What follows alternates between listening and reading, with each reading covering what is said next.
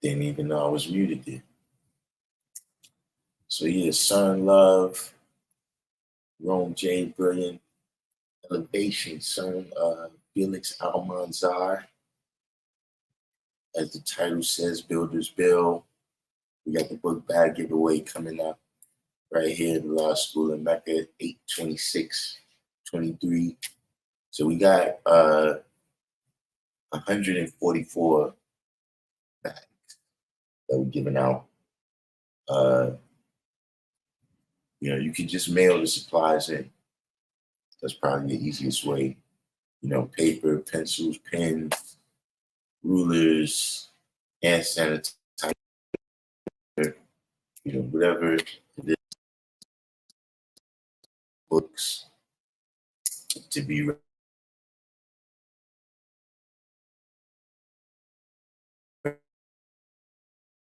Do what we do. Is it just my screen freezing, or is this being an issue for everyone?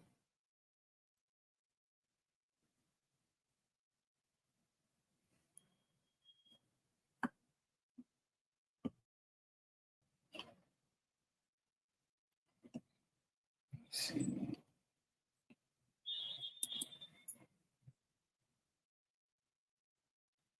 See if we get back on the screen.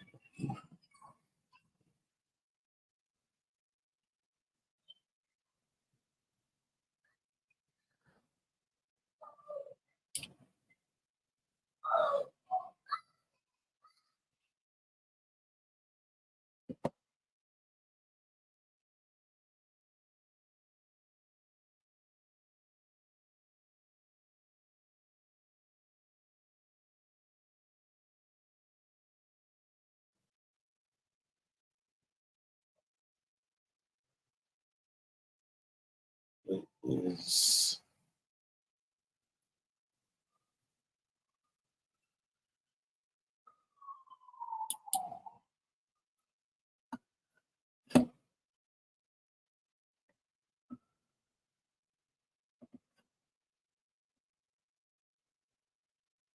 Okay, so let's see. We can maybe find the culprit like that.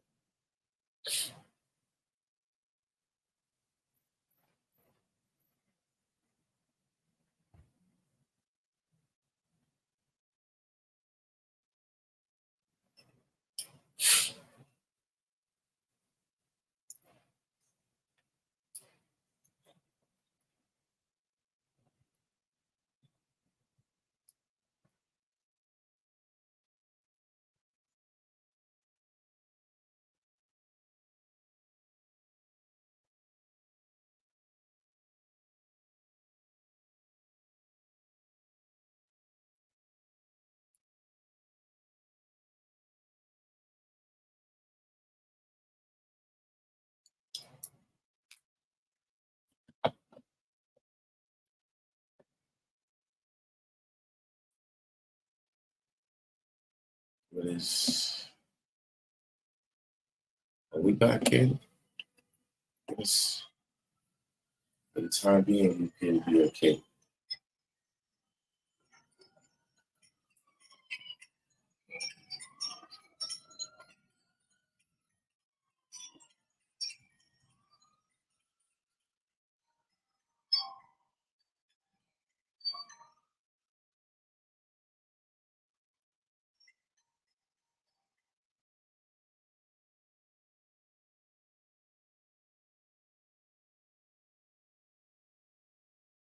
Who knows what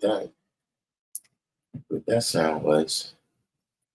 But so yeah, back to the thing here. Yeah, we got the book bag giveaway right here coming up on Saturday, the 26th, here at the law school. So I guess when I was breaking up, I don't know if y'all got a chance to hear me, but uh, any supplies, paper, pens, rulers, notebooks, folders, protractors, hand sanitizer, anything that kids need to be ready for school. We want to get those in the book bags So, like I said, the easiest way is for you just to mail it here to the school, care of me, Darkim Be Allah, and we definitely gonna handle the family's business on that day because that is how builders build, you know.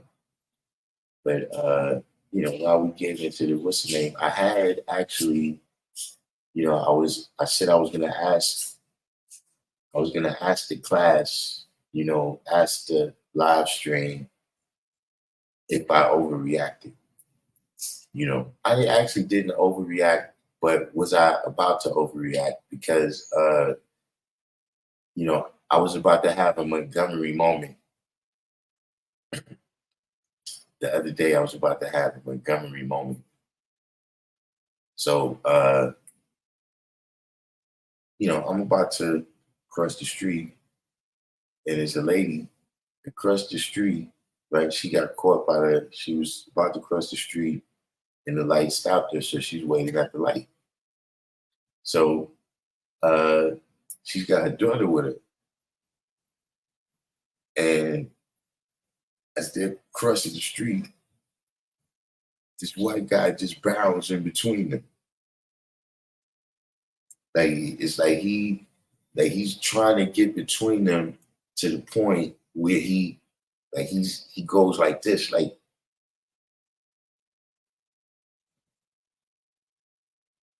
But here's the thing: the lady was, she wasn't that type. Like, even what she did, like, it was like, see, you know, it would be better if when he tried to do that, you grabbed your daughter's hand.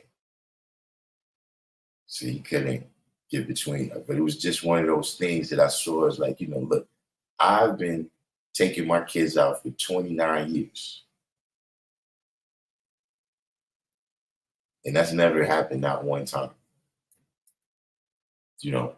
So in my mind, I want the lady to say something to him, because then I got a reason to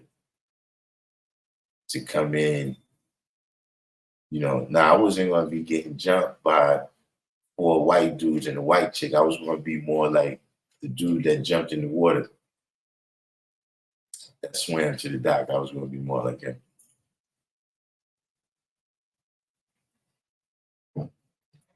You know, where's the hyenas when you need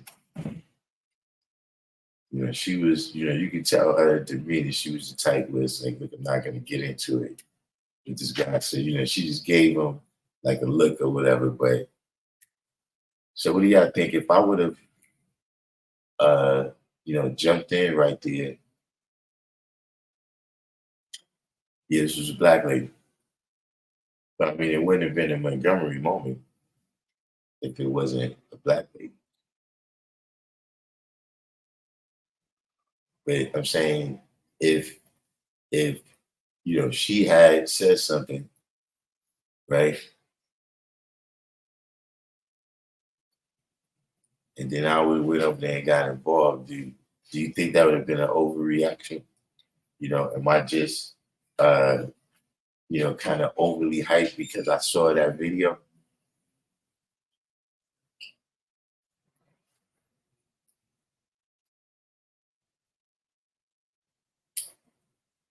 Anyone?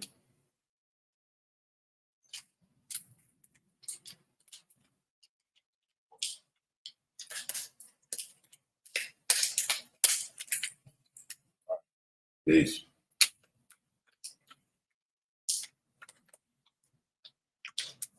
I'm saying, wait, toxic masculinity on my part or on the guy's part that did the, how could it be toxic masculinity from me? You know, but see the lady, being that she didn't say nothing, then it would have been like I was just picking on dude. Hmm. But I'm saying, well, yeah, I can't really. But yeah, that was like a quick episode.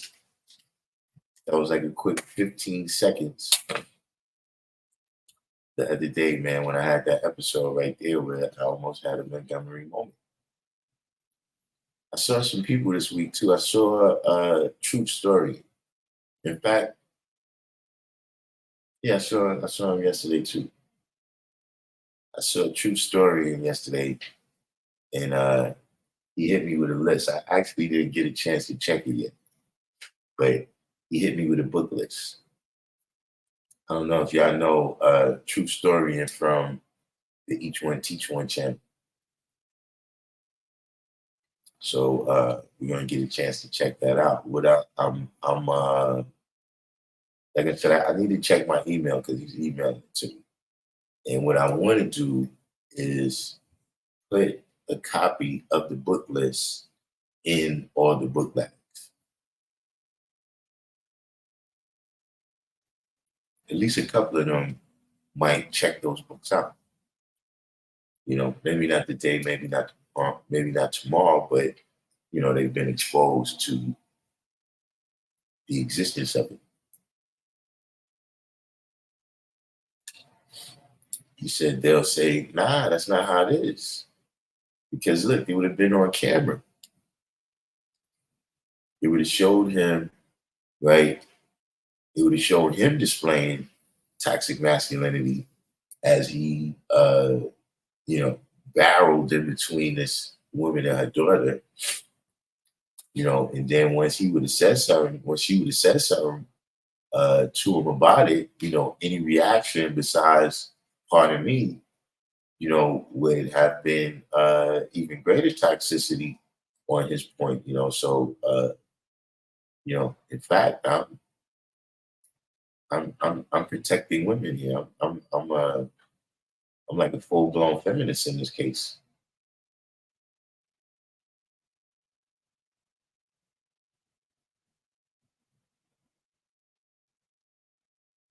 But yeah, I saw Danny. He gave me a uh, a book list. So like I said, we're gonna make some copies of that and put that in the bags too. And we're gonna you know, maybe we get a chance to check out some of the books, do some type of use or something on the channel. You know, we reviewed a couple videos. So we'll see how it works out with some books there. Uh, also, I saw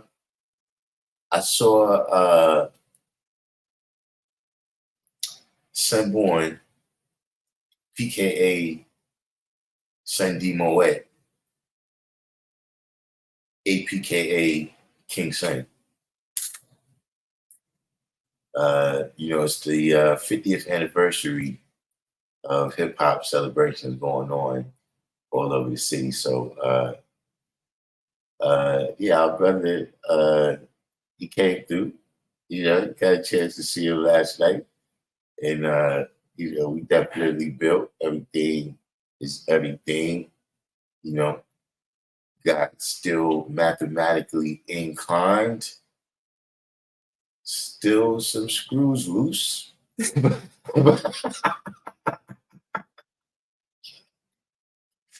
However, a brother man never lacked on that 7.5 ounce of brain. You know what I'm saying? Still on point. But you know, yeah, we he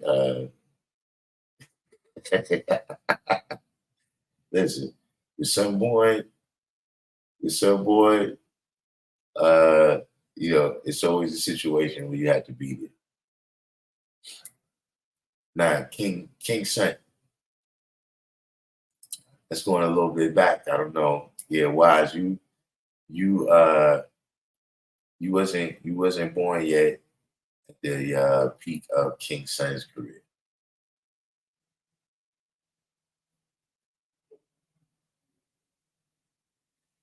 But you know, he was definitely, you know, a part of that in terms of, you know, whatever you know you say about the guys having a real strong presence in hip hop. he was one of them. At the beginning.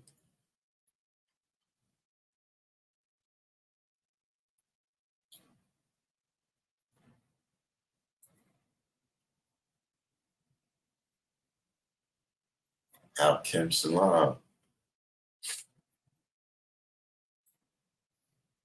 Abdul Rahman. One thing, Abdul Rahman, I gotta give you credit. You've been stable. You've been stable for for a little over a month now. You've been stable.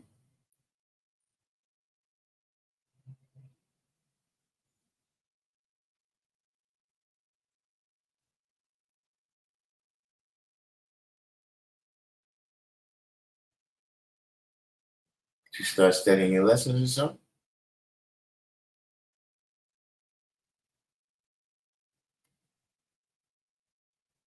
Rome study?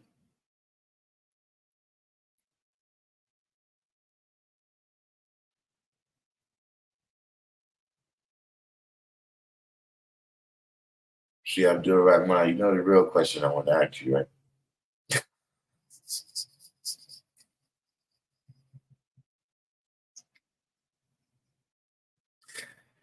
Yeah, the real question I want to ask you. See, if you studying your lessons now, look, let me tell you something. See, your name is Abdul Rahman, right? We don't have Muslim names.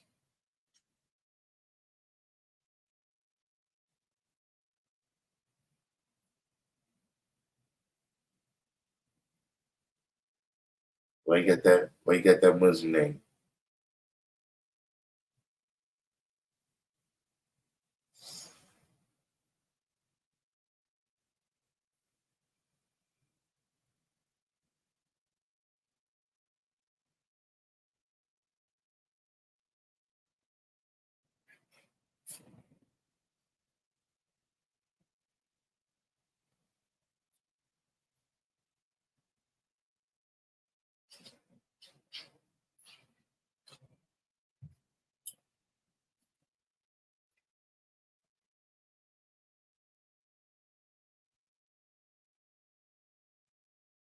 Why you taking so long this time, Abdul Rahman? Abdul, you're steady. Finally stopped on the that stiff neck one of those. He's been stable for like a month and a half. One day. You trying to come up with a new name? Well, what's being the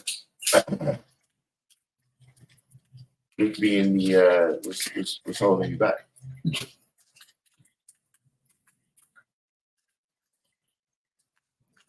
Said Bismarcky specialist body. I didn't see it. I actually missed. I didn't catch not one.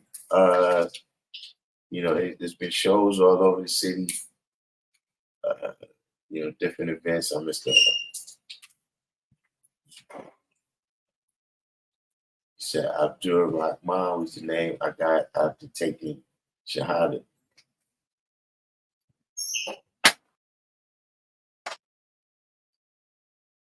I mean, that's good. But like I said, we don't have Muslim niggas. But look, there's no rush.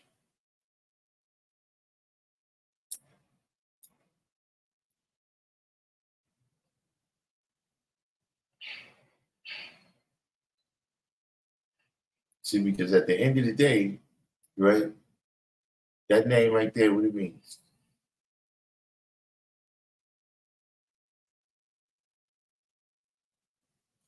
So you can't change who you are just by changing your name.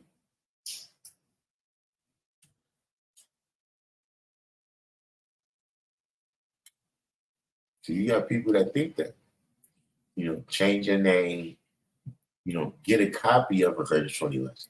Not put it on cat, get a copy of it, read it over, listen to the first 8 Wu-Tang albums, and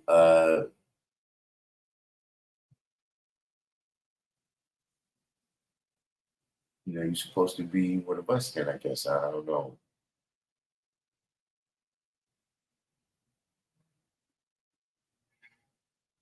But choosing a name is not choosing yourself is not changing yourself. That's something that you gotta live out. You know what I'm saying? Regardless to what your name is. But we all know the importance of a name. We know the importance of the language. So you know, look into that right there. VC Rail, what's in the news? What's in the news out there, VC Rail? VC Rail is he's looking for a sports team right now. He's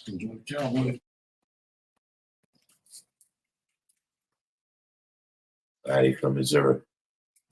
Comes up the Cowboys. Yeah. They got patch. Yeah, they were patch. In Kansas. Kansas City, Missouri. Kansas City, Kansas. No, that's Missouri. That's Missouri. Yeah. The Chiefs play in Missouri. All the time I thought they played in Kansas. Why you think they got the Show Me State? They got the Show Me Man.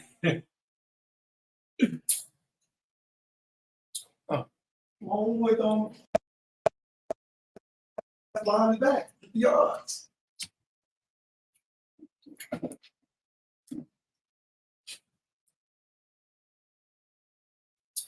I'm doing right, man. Why you laughing? Why you laughing when I said people try to study Wu-Tang albums? See, because I'm gonna tell you something.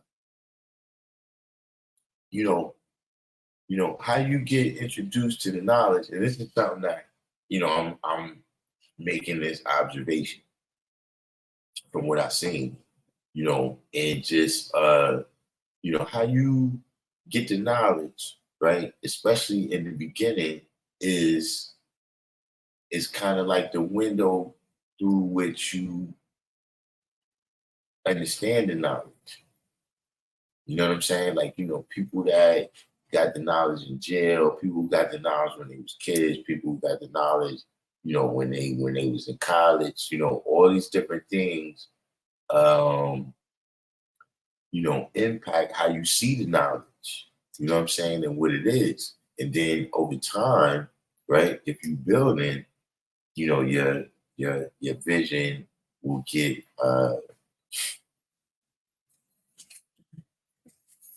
broadened. Even in terms of, when you first get the knowledge, right? When we look at self and savior, your first responsibility is you got to save yourself. And then in time, as your knowledge grows and you expand, you can start saving other people. So yeah, that's the reality that a lot of people, was first exposed to this knowledge through music. You know what I'm saying? But it's incumbent on each individual. You see, like I said, when you come into the knowledge, a lot of people, who, they might have came into the knowledge and had a bad experience. They always look at that as a function of the knowledge.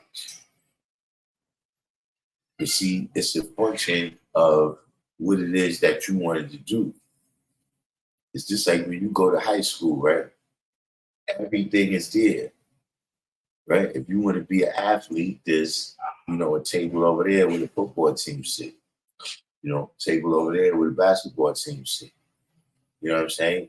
And at the same time, if you want to be a gangster, it's a table over there where everybody. What is that? Love mathematics. What is that?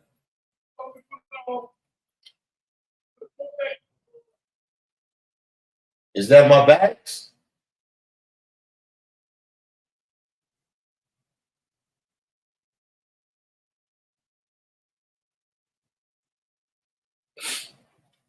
I'm going to give it a couple of minutes before I go to the next level. But you know, a lot of people was exposed to the knowledge, you know, through music, and that kind of, you know, how they see things and what their experience is. You know what I'm saying? Like I said, you know, if you come into high school and, you know, you're interested in taking drugs, there's a table over there where everybody's taking drugs. It's the same thing when you come into the knowledge. You know what I mean? If you come into the knowledge and you hang around the brothers who is, you know, always doing things to get themselves locked up, then that's going to be your experience. And you're going to say that that's because of the 5%. But then you're not gonna, you know, when you saw the brothers who became doctors, the brothers that became lawyers, you wasn't interested in maintaining with them. So that Peace. I locked that up. All right. All right. Peace. that was my back. Now, Oh. that's snacks and all that stuff for book bag. Box. 2 cases got things.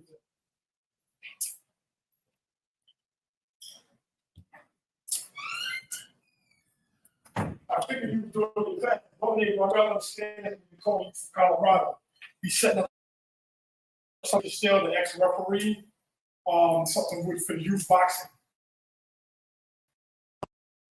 Fight, he did Richie Steele, don't want nobody fight. Huh? Talking about Richie Steele, Richie called the fight early Steele. The referee, they want stuff to type of, you know how y'all do the youth boxing? The black guy you talking about. Yeah. Yeah, I know you talking about. We You try to cause the sound, but I think you was in your class. yeah, so I'm gonna touch him.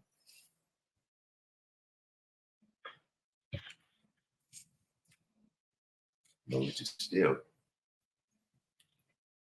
Richie Steele ain't he ain't let nobody get hurt, boy, don't kill nothing, let nothing die, Richie Steele.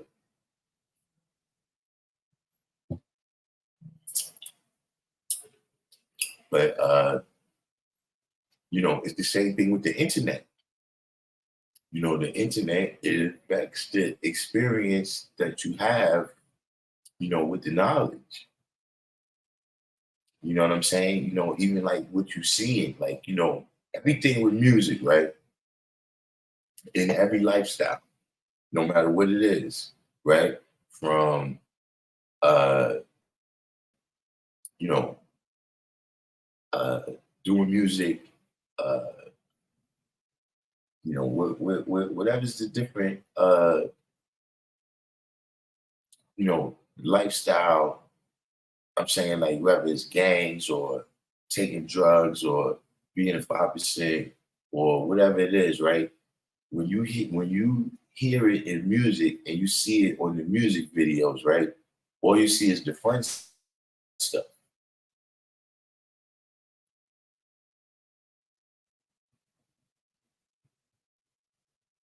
So you know, you hear, yo, you know, outside using all this, you know, fly lingo and all of that. See, they, you know, you don't really look at the video and see, you know, they might show the book bag giveaway, but they're not going to show all the things that went into that. You know, all the background stuff. So, you know, what you see when you see it in music, it looks like something different. So that's one thing that I seen is different, is that you know, just the experience of, you know, from already being an 85%, right? And seeing the guys, right, and how they moved and how they, you know,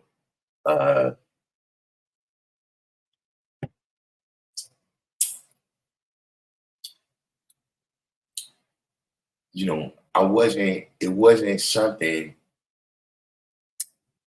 like you didn't get to get friends and shit. See, brothers said, you know, it was already it already seemed like a, you know, this is like some kind of business meeting. I don't know what their business is because I don't really know what they're saying. right? But these brothers ain't smiling. Like this ain't, you don't hear them talking about, I mean, casually or whatever, but when they doing that, they not talking about, basketball or Michael Jordan, you know what I'm saying? Like, all these brothers are serious. You know what I'm saying? And then, but now, am I frozen everywhere? All these brothers were serious, but now it's more of a thing where people come around and that's kind of the first thing that they looking for is this camaraderie.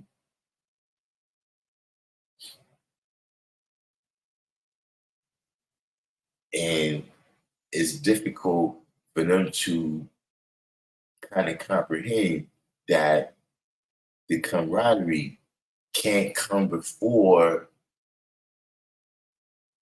being true and living. Like if you're not true and living, we don't want to be your comrade. What's the point? It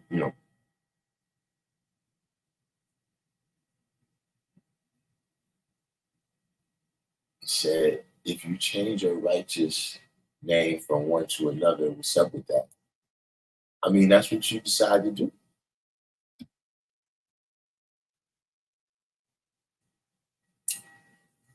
Now,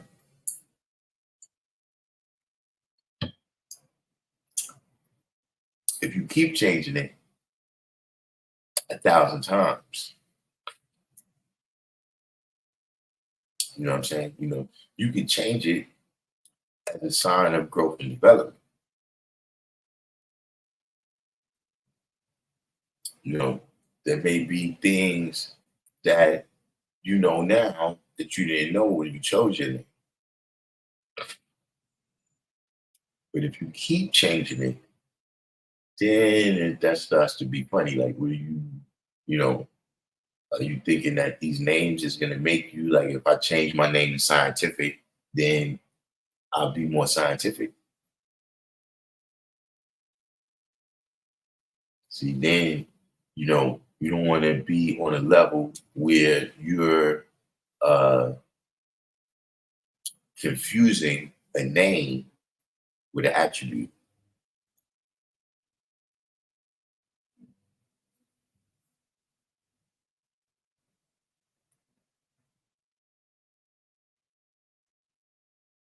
So I got all kinds of attributes, but my name is my name.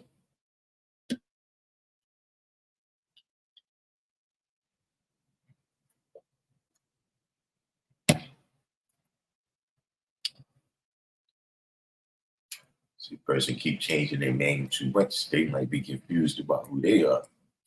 You know what I'm saying? And you keep trying to pick these names to make yourself something, and then you can't live it out.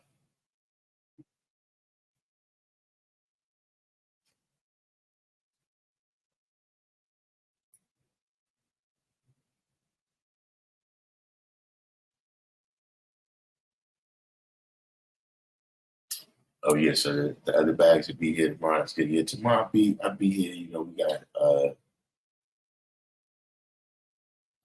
We got we got another class tomorrow coming up. Today we really, like I said, see this build, this build. This is, I told y'all I'm almost retired from talking.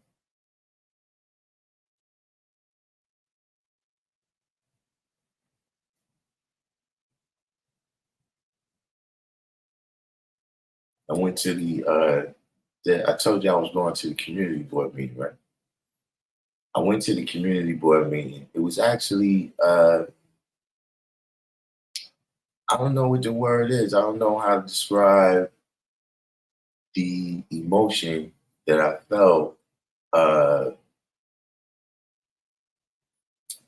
I kind of saw firsthand how Black people get duped, in these, especially political / economic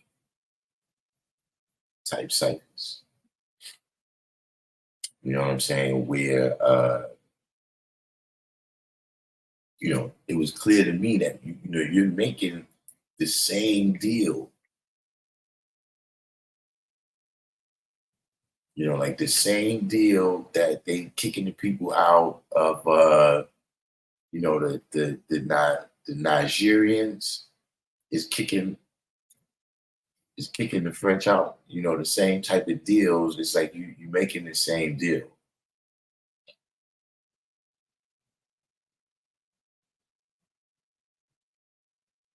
That, you know, in the end is not going to work out.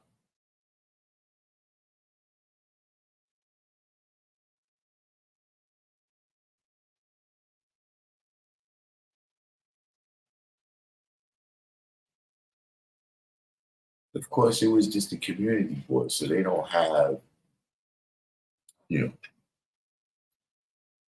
like veto power, you know, or something like that. It's not that, but just in terms of what was going to be the benefits, because I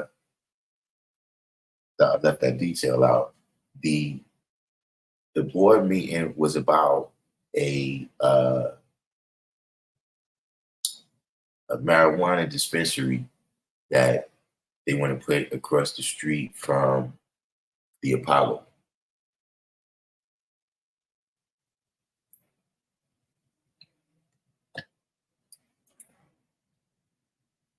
And so, you know, I guess that might not be democracy, you know, in terms of, you know, my thought is, listen, whoever opens this should be from Harlem, not East Harlem, not Hamilton Heights, not you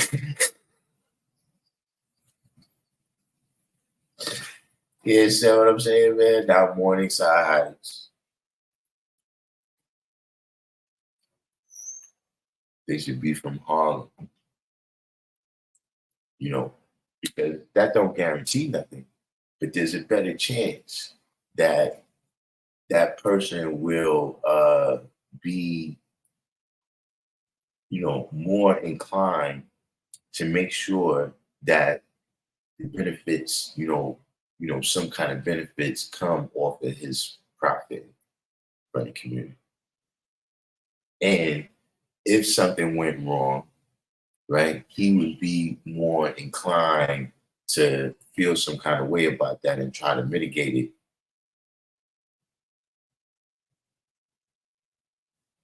But you know, they came in, they had, they said that it was 60% black owned,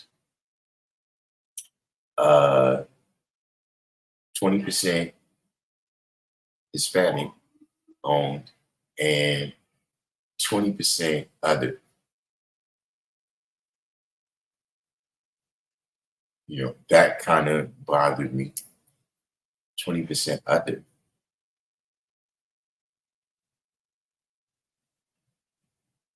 But there was, coming from the other side, the point was,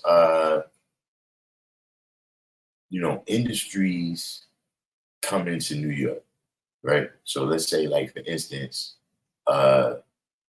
there's actually a like on 14th Street and between 14th Street and 9th Avenue and 10th Avenue is all of the big guys from Silicon Valley. Like Facebook got a headquarters over there. Well, not their headquarters, but they got that's their New York headquarters. Google got headquarters down there. Apple got one of their flagship stores is over there. So an industry like that comes into New York, right? And like I said, though, that's down on 14th Street. So their idea is we need one of these huge industries to come to Harlem. But the thing is that the the British, what is that? The British East India Company. The British East India Company kind of, they already mastered that. How we can build something, in your country, and you end up not getting any of the benefits from it. Probably was perfected before that.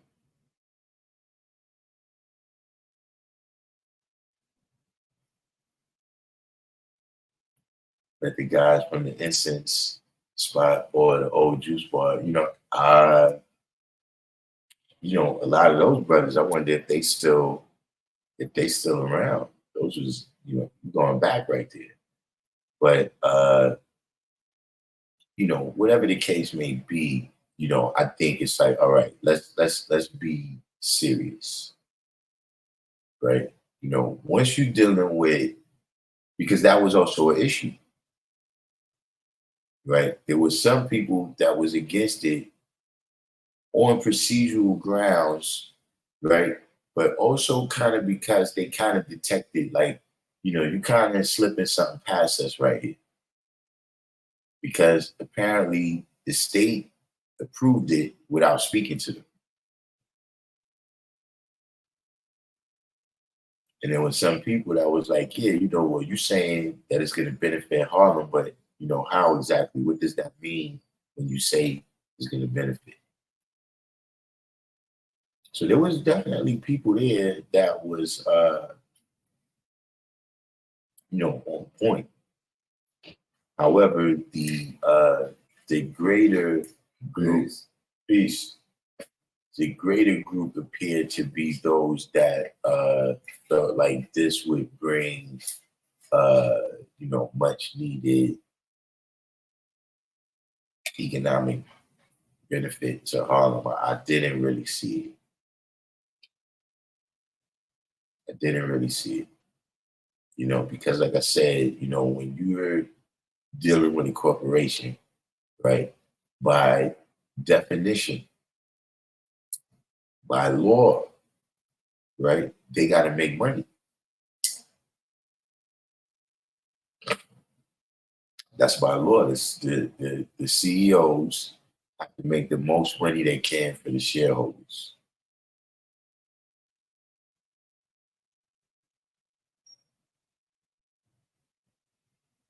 So they're not going to be thinking about the community. And like I said, once you're going through the state, the amount of lawyers you got to have and all of this stuff to get through all of that paperwork, the only people that got that money is pharmaceutical companies. To just invest in something that might not happen.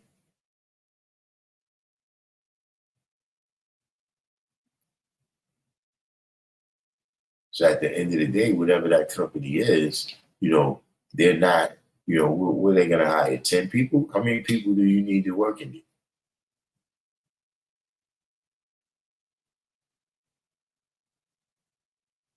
That's not going to be equal to the amount of money that they extracted.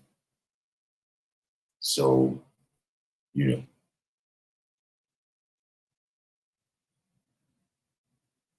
right. By the old 125 mark, they already got, it looks like they already started building it.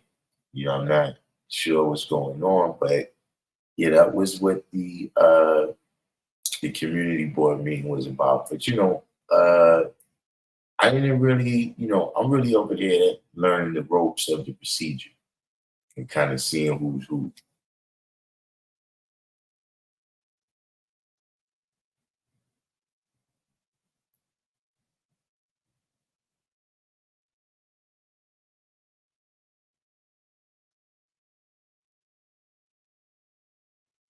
I'm not really used to the political sphere like that, but we'll see. We'll see if, what they're about, if there's anybody over there that's really about the community, then, we could let them know that we have activities over here to benefit.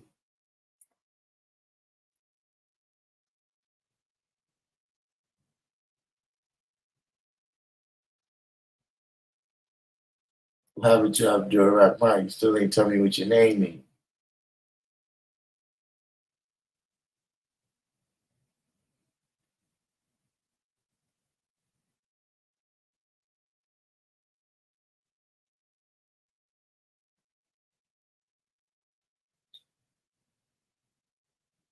Yeah, I don't think it's gonna, me personally, and look, it's not like I'm against.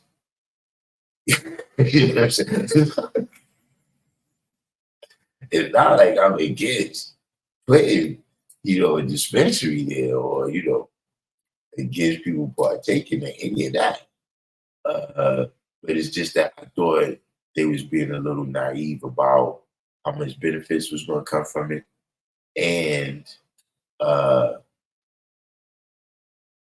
how much problems might be caused. I wouldn't even say caused because the problems is already here, but just a place like that, it's possible for that to become kind of a focal point of some of that trouble. I don't know if they're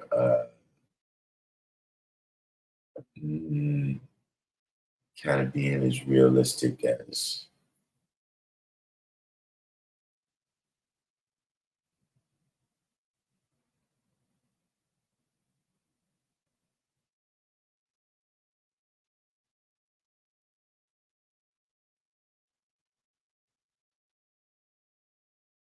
they did say that there was a tax included in the price of the marijuana at the dispensary. They said it was a tax included that apparently goes directly to the neighborhood where the dispensary is. You know, another thing they did that I thought, it was like they used Amsterdam as the example of what they was uh,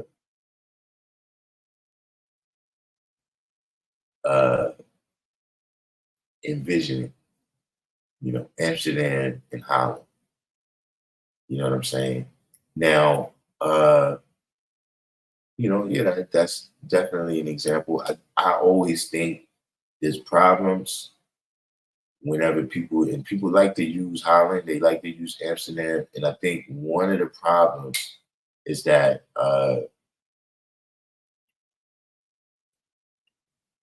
see, it's easier for them to have a more equitable society because 98% of the people there is Dutch.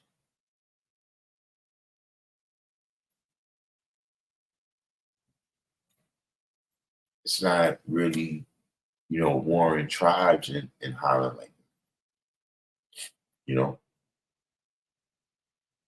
So there's no people that, it's like, oh yeah, those people over there, we're gonna cut them off and keep all of this for ourselves because everybody's they self.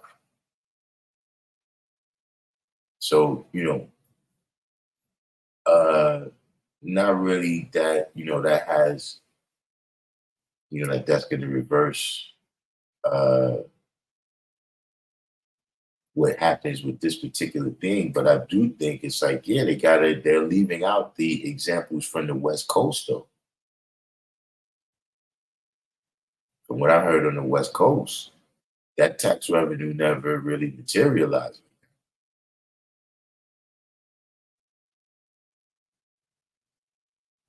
And a lot of those places, you know, uh,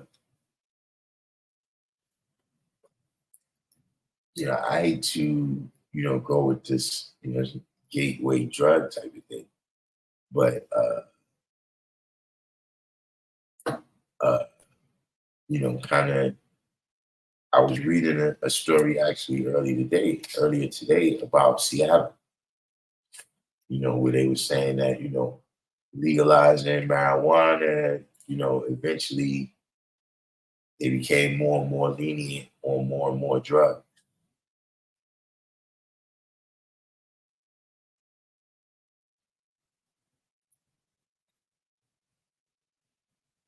And, Harlem is already a situation where, one of the problems in Harlem, right, is that Harlem is one of the dumping grounds of the city.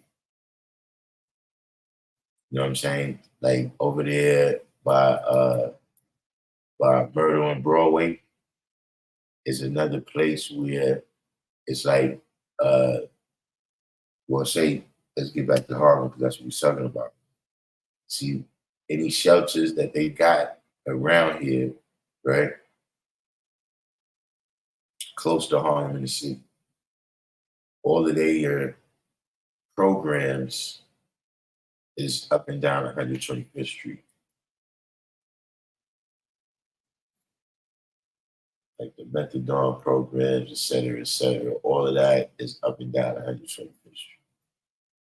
People that, they're in a situation, they need to get a place to stay, services and outreach for all kinds of people. So, like I said, there's already problems in Harlem. It's just a matter of there's certain places where these people constantly gravitate to.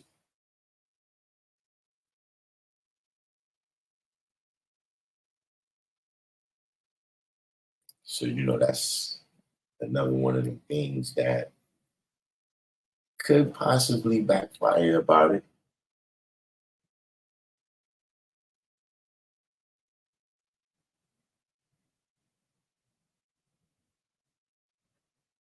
That could be affecting me too. I was listening to a podcast recently about a town in California. And they have been struggling for decades and everything. And, when everything got legalized out there in California, they decided to get involved and, they ended up worse off. Different coasts, different people, different situations in a lot of ways. But I'm just saying that, to bring up the example of Holland, right? And not bring up examples of other places where, the Black community didn't end up getting no benefit from that. It's kind of like sabotage. You know what I'm saying? Because, you got to learn something from those situations that didn't work out.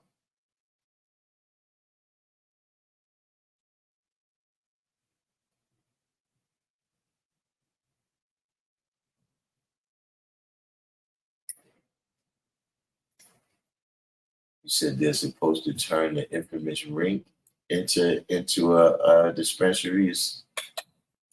That actually would be crazy though. I wonder if they would still call it the rink.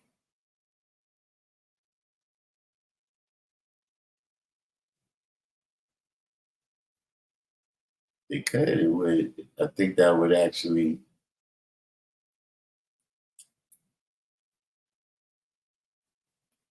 So they trying to occupy the whole market.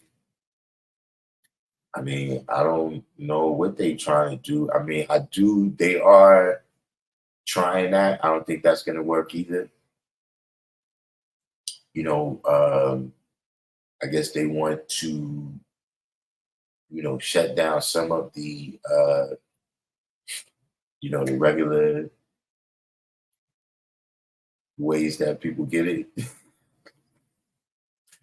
You know what I'm saying? But is the thing. I don't know, like the dispensary is charging a premium. And so I don't know that that's necessarily going to shut down how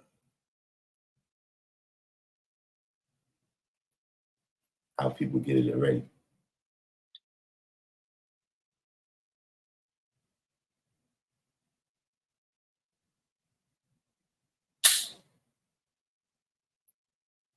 Sir Love, why you messing with Sonetta, man? What did what, see, man, I almost don't want to get involved, man. Hold on, let me put the link up here so you can see.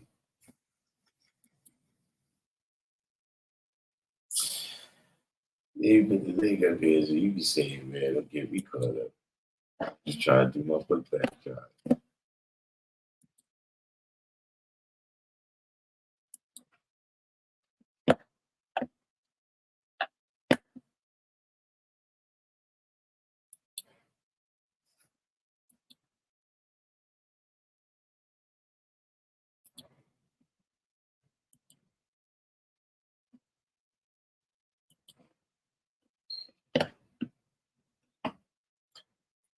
But yeah, I don't know what's going on with me and Gene. You know, I've been on a little because you know things was going a little bit crazy over there.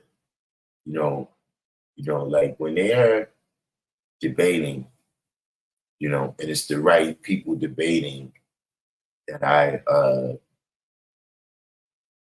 least for my preference, right? You know, I kind of have some confidence in whatever it is they speaking about. That's I can enjoy some of those, but when they get into the getting into all the personal stuff, then I don't even know what I'm looking at, man. Sometimes for me it's like, is this uh promotion?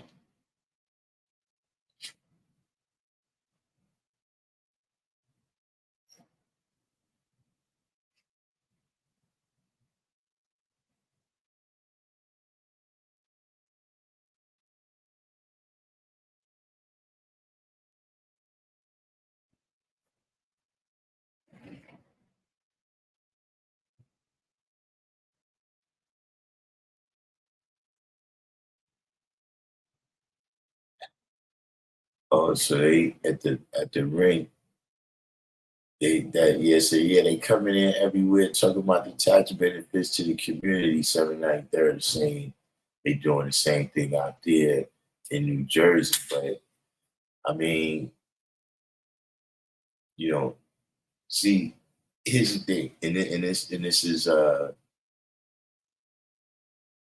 you know, another when they build, and I'm sure other people that live in cities where they got teams like that, it's had the same thing happen. But when they built the uh the Yankee Stadium, right? The new one, that was supposed to be a whole neighborhood development.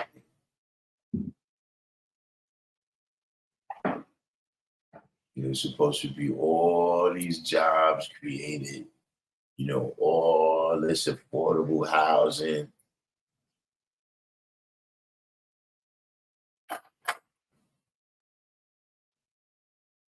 And that stuff never really works out. So you gotta remember, these people are shrewd businessmen.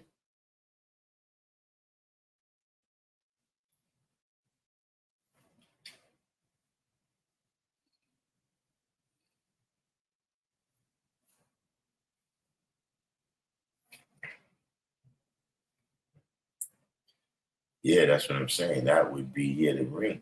793rd is mentioning that the rink was the biggest roller rink in the tri-state. So yeah, if they put a dispensary there, yeah, it would absolutely be huge. So it would probably be a whole operation they would put there.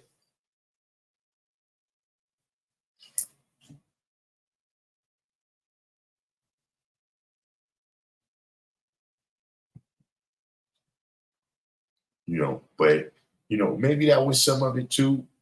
Where it was kind of like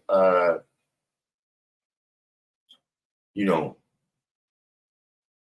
you know, the almost like if you was gonna say legalize marijuana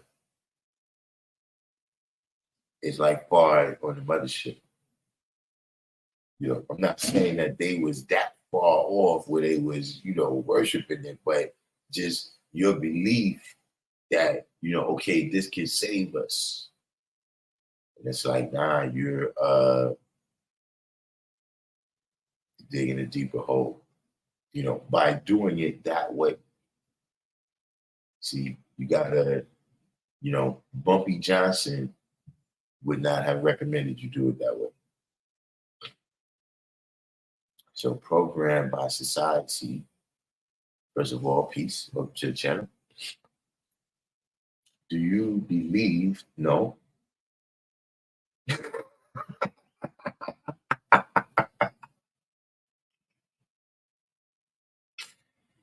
All right, now let me stop. Do you believe the 23 scientists is really the 23 chromosomes within the body that man is the breeder of being grafted?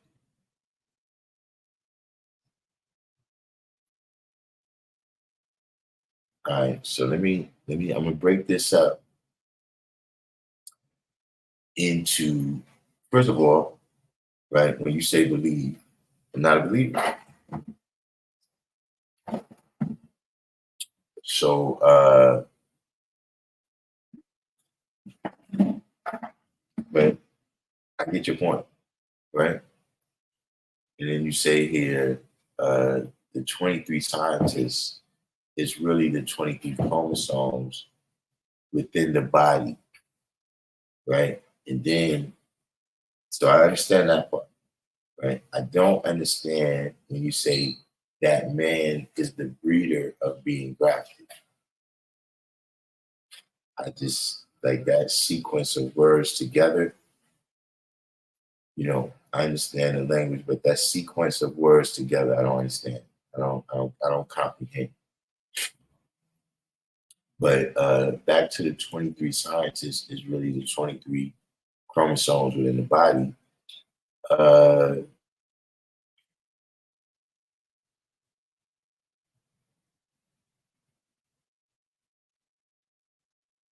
I mean,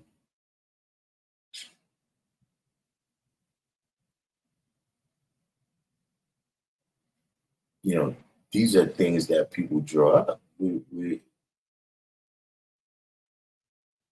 what do you mean? Like,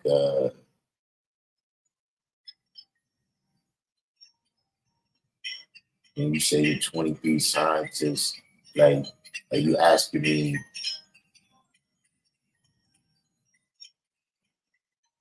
did the 23 chromosomes in your body do the things that's attributed to the 23 scientists?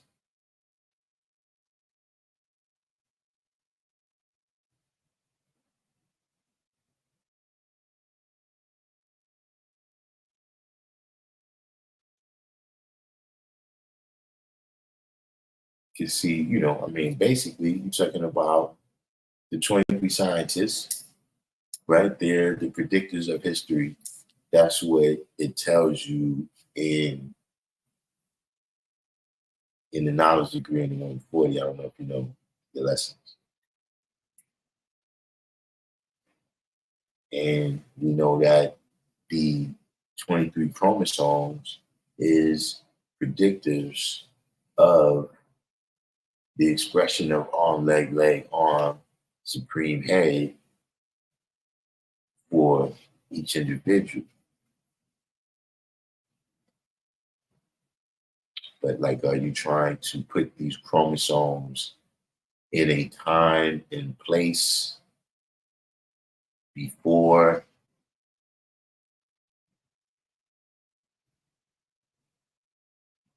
Are you trying to put this in a time and place before everything existed or something? What is this?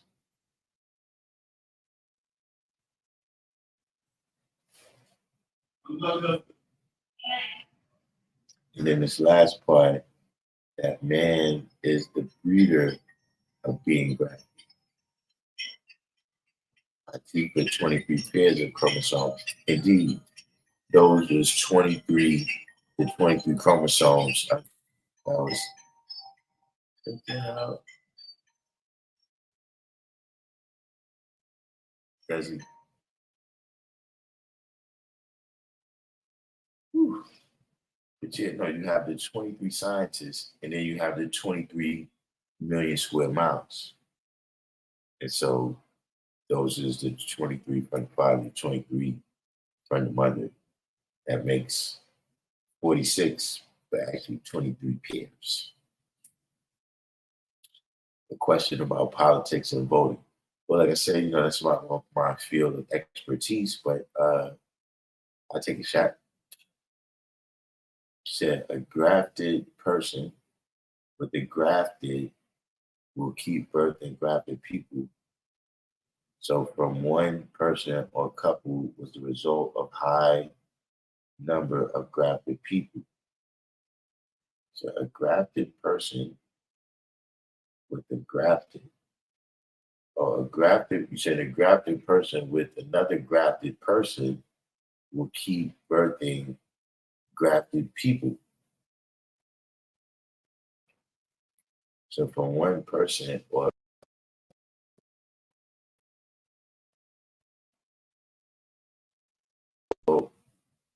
of a high number of grafted.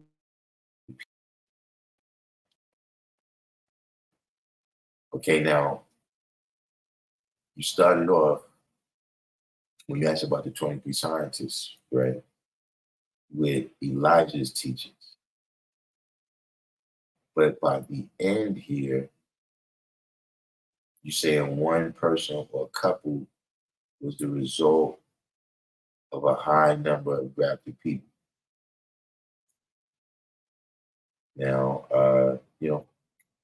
according to Elijah Muhammad here, the story here is a little bit more specific in terms of the numbers and what and how the devil was made. So, I'm not sure what that part means. But get back to what is this question about politics and voting? Because that's that's a rough situation right now, voting.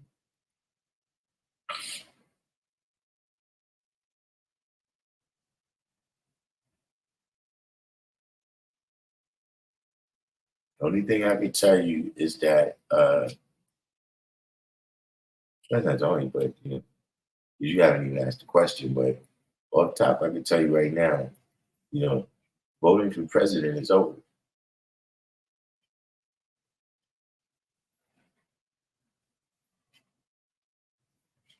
Okay, Darkim Be AllahChrist.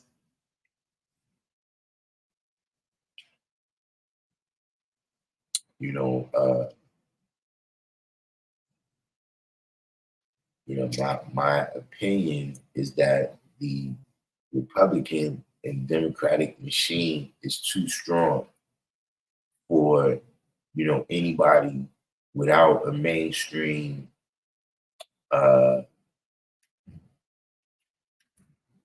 point of view to be nominated by either party. And the chances that anybody that's not affiliated with them,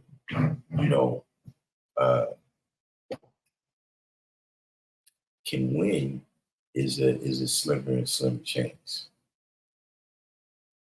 So just at that level, I don't know how much of a choice we've had since maybe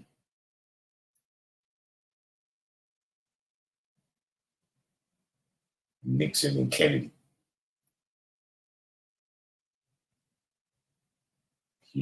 There may have been some differences in the approach. Some differences in the rhetoric that surrounded the policies and the laws that was passed. But, like I'm saying, just, going back, if Bush had got elected, he would have did welfare reform, and he was running on crime and punishment already. He'd already ran on being tough on crime the first time. So, the idea that we would have gotten the crime bill if Bush would have won is, at least for me, is ridiculous. If Gore would have won, invasion of Afghanistan and all of this stuff, I don't think it's that much difference between.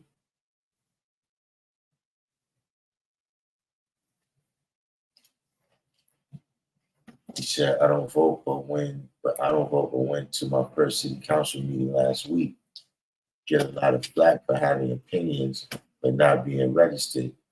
After the meeting, I feel that if you've never been at least to a city council meeting 4 times in a year, you ain't qualified to vote because you really don't know what's going on and being passed. Now, I definitely I share that in terms of, myself being there, right? It's like, yeah, that being my first time, like even a couple of people asked me questions and I was like, well, right now I'm just seeing what's going on. You know what I'm saying? But at the end of the day,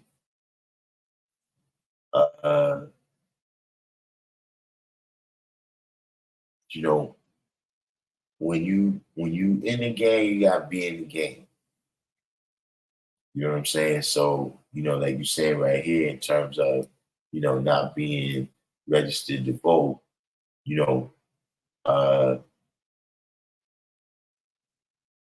I do think registration, right, is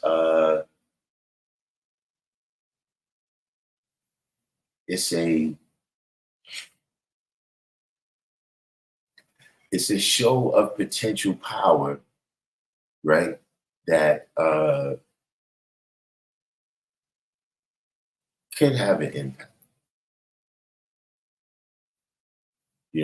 Because just that the people is registered, right? So now, whether they vote one way or the other or abstain, right? That if it's a big enough block, right, or powerful enough, or rich enough, then that block has to be addressed. Kim, you're not the gate or you want me? Which gate? Yeah. Rashid left? Yeah. You said peace. Yeah, lock it.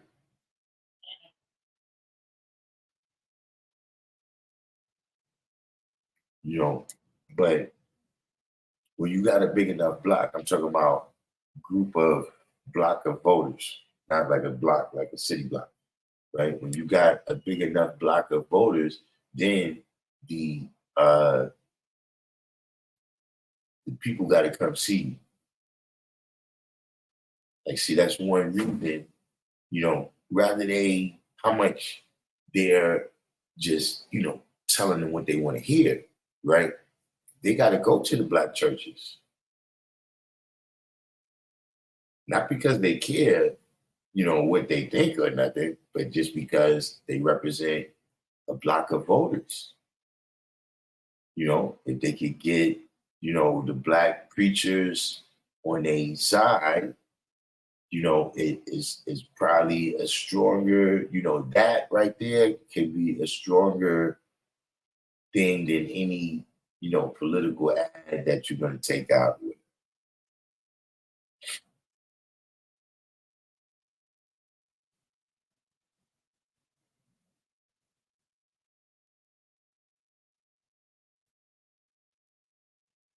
Program by society said, my second question is, what's your thoughts on the uprising in Africa right now? You know what's funny? It's that your first question is, I don't even know if I answered your questions because I really didn't understand them. And then your second question is like so clear. But that is a whole other topic that we get into that. Let's finish with this city council level before we get to the international politics level. But you say here saw people who voted for the mayor and supported her, but her response to rental increases was to call 211. The cats who had bread would get zoning laws changed, but the poor voters look like fools.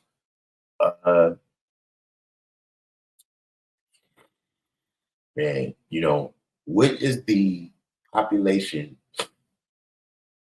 of your city? Because in my opinion, that has something to do with it.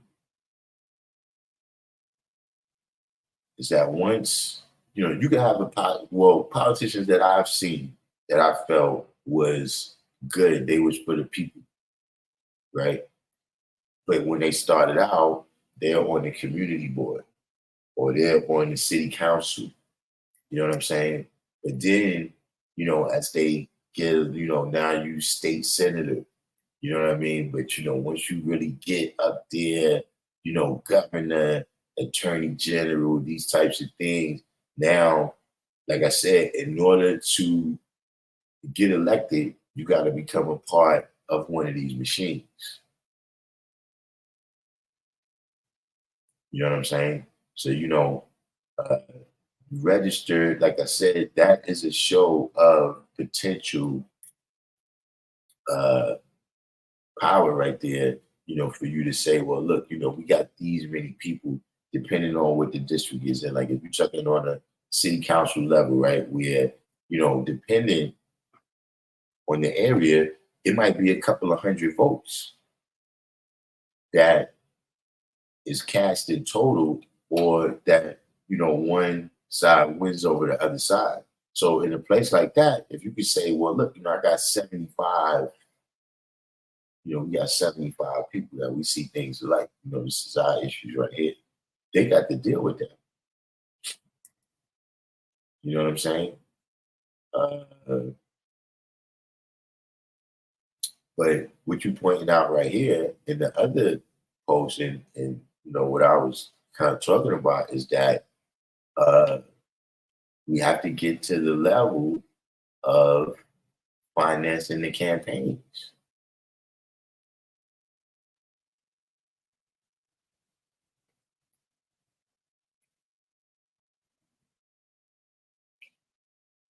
See, if you remember when Trump was first running, right, in 2016, everybody was against him,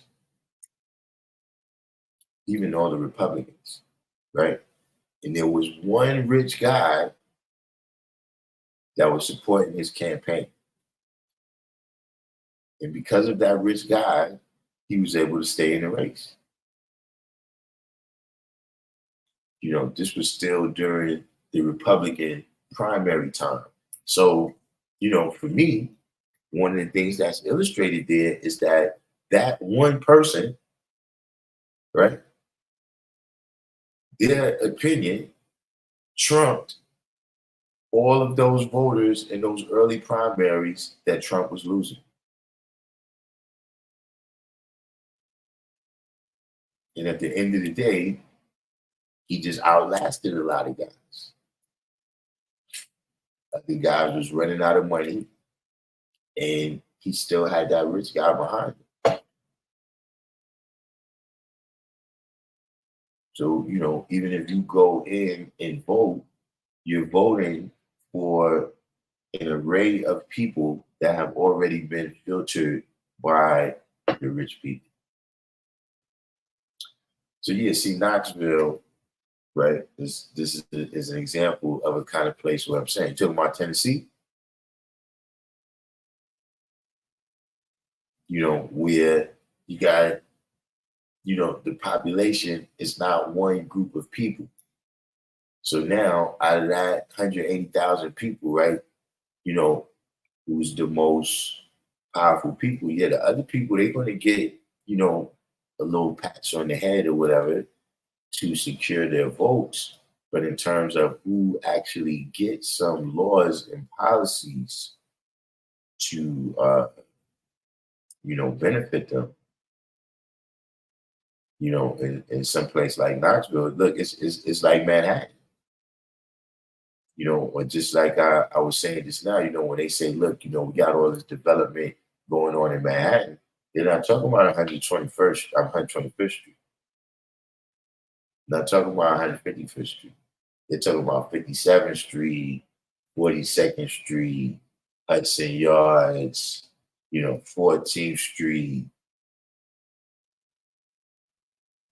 So every day, right? How many billions of dollars flow through Manhattan every day? So like I said, we got all those, those are the top companies in the world, right? They station on 14th Street. We got Wall Street here. We got the banks here. Morgan Stanley, et cetera, right? How many billions of dollars, is flowing through Manhattan every day? But that's not landing in Harlem. It's not landing in the LES. It's not landing in Washington Heights.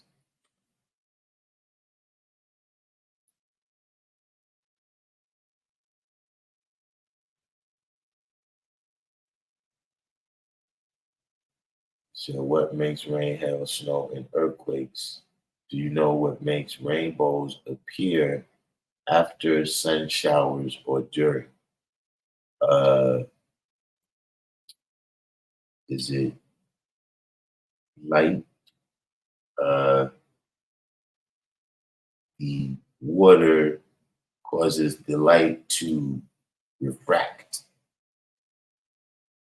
And so you see all of the constituent colors of the light from the sun.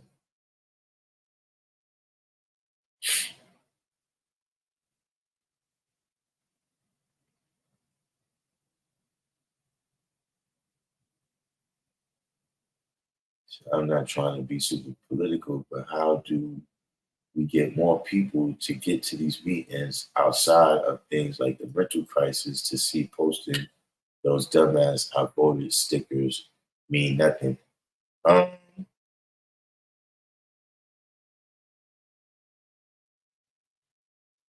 hmm,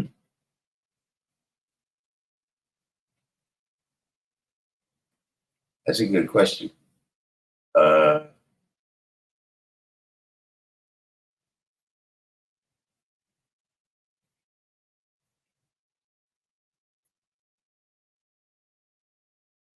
hmm,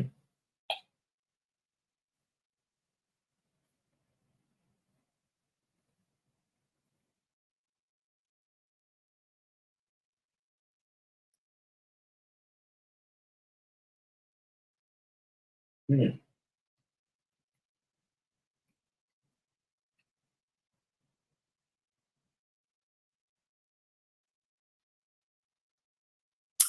I mean,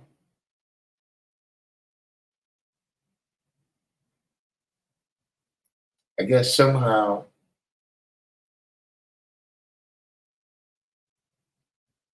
it has to be illustrated. See, like, what my thought process right now is that, you got, uh, see, like, rich people in their communities, right? They know directly how they benefit from politics, right? So, if you're going to build a corner store or you got a bus line, right? Rich people, they already got that concept that, look, if you bring that through here, there's going to be people coming through here. And then, at least some of them is going to be curious about what's inside my house. And if they, can carry it away. You see what I'm saying? They have a more uh, direct connection. You know what I'm saying? Whereas, like when we say that the schools is better in the white area, yeah, that's partially because white people ensure that.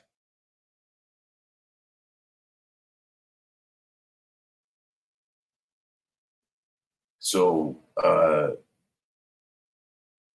think there's just a lot of things that people is unaware, of how much impact they can have directly, on life. You know what I mean? So like you said, with this, uh, if you're talking about people get kicked out of their homes, see, that's something that people can see is directly affecting them. So they'll go out and do politics about that. You know what I'm saying? Or the situation with George Floyd, where people can see, that was very direct. To see somebody choked out to death, on TV. So things like that, you see the impact is so direct. What happened to Mike Brown, you know, other people as well. But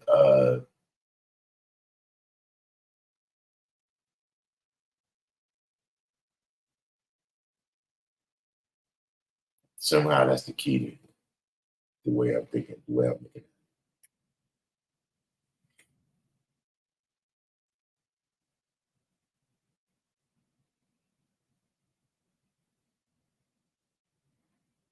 Right, lobbying.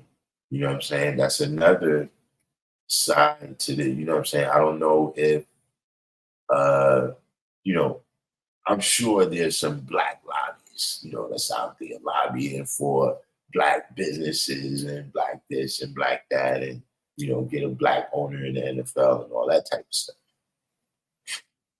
But is there anybody, lobbying for repairs in the projects?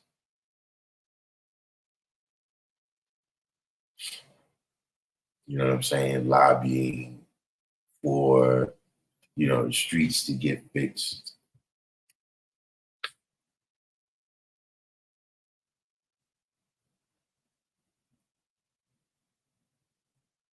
So, Back Up Here Program Society said, my thoughts on the uprising in Africa. Now, look, I actually, it's funny you bring this up because I was doing some, I wouldn't say research, but, I looked at it a little bit and now, wait a minute, because I think I might misunderstand. You said, what is my thoughts on the uprising? So you're not talking about, they're talking about the potential, World War III situation going on. Now, in terms of the uprising, I think that has to do with the internet, if you ask me. That might be a gross oversimplification. But my point is that, from what I'm hearing from, because, we got Africans right here, they got the beauty salon. Well, they don't own it, but, they got stalls in there, whatever. And,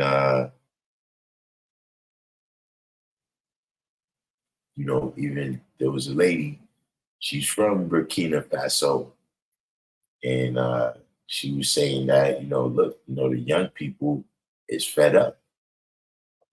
That, the young people is like, look, we don't understand, why this oppression is still going on. We didn't make these deals with you, and we're not with it. And, I think, that it's kind of one of those things where,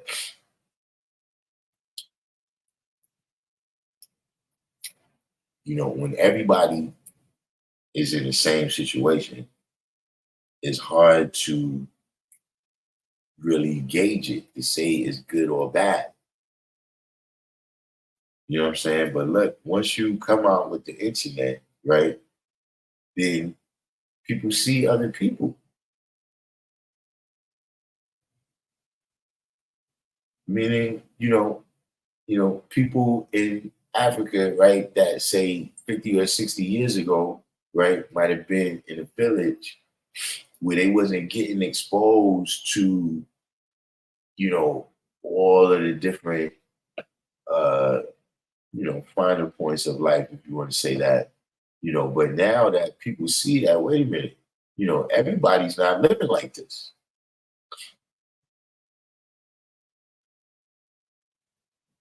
I think that the minds of the younger people there is not confined anymore by geography and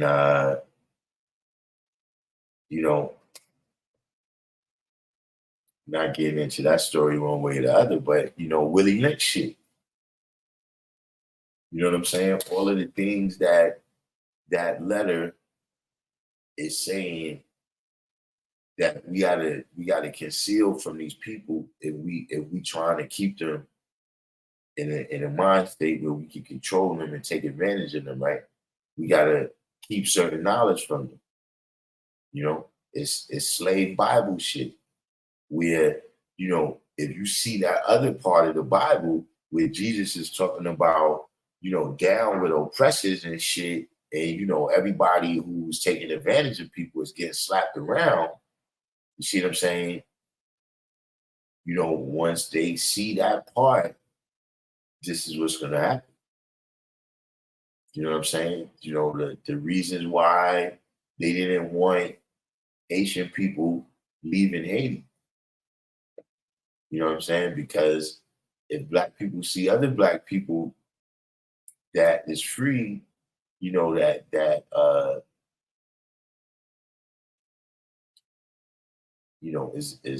is living differently, then they might see that for themselves. So in terms of the revolution part, that's what I think has happened.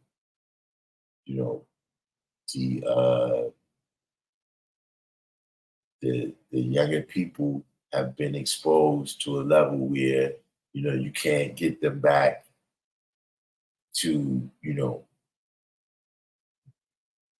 digging blood diamonds for you, or whatever is the different thing that I don't know specifically that's what's going on in Nigeria, but however they're being oppressed and their resources being extracted, the same thing. There was a book, I can't remember the author, but or was it I think it might have been a newspaper, where he said that about World War One, that if you send black men to Europe to kill white men, you would never get them back on the plantation when they come back. You know what I'm saying? The purpose behind the Klan, to plant so much fear that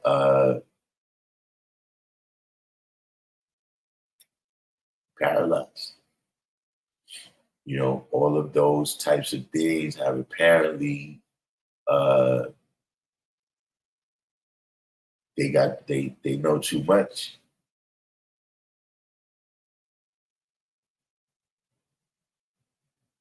Now it's just a matter of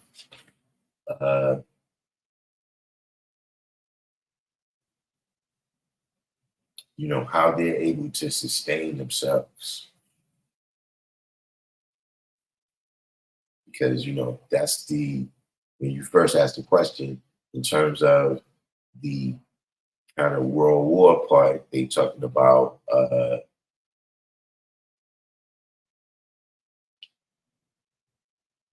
you got still an older generation who, they're rich because they've been the point man for these different European governments.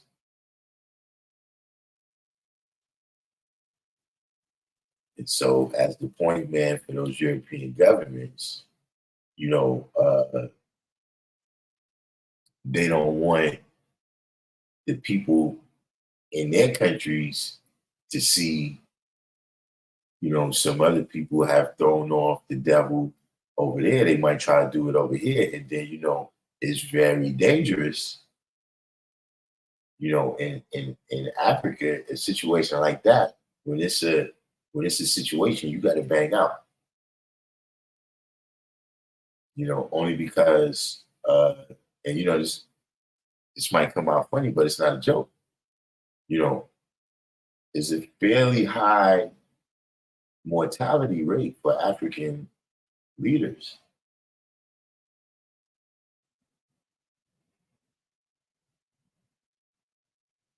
Like they got some democracies. I'm not saying that, like I said, I'm not trying to cast no aspersions.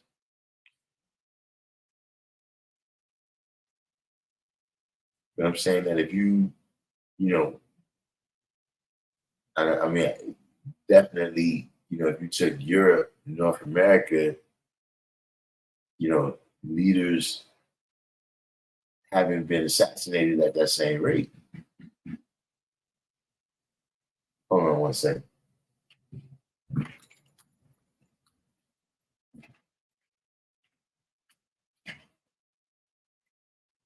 Go ahead.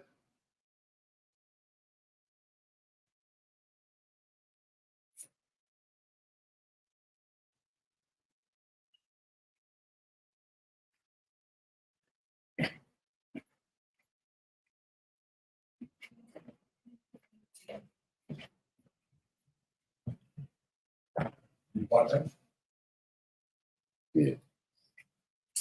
So that pretty much is what I think is shaping up over there right now. I would hope that they at least remain wise enough to see that they got to choose their side.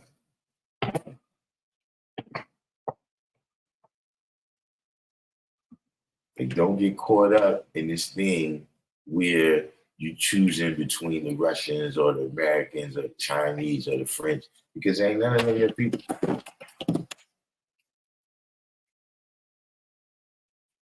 But that's basically what's happened.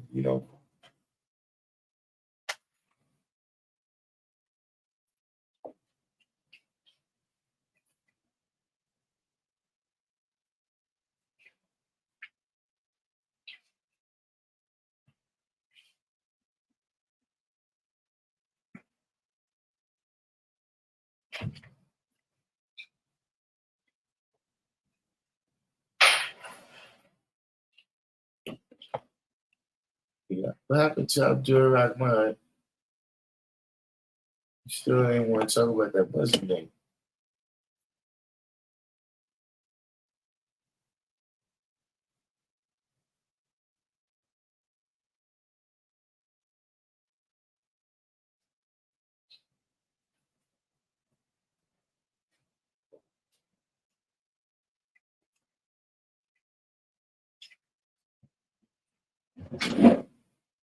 Watch you come around play part in your hair like that time.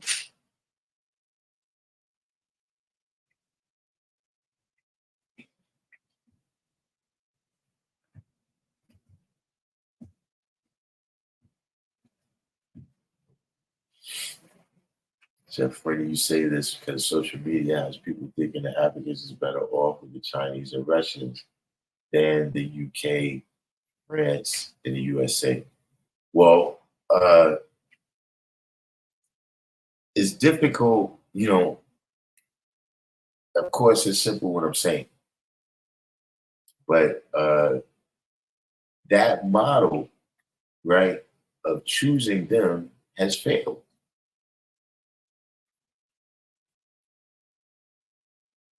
Like you got Singapore,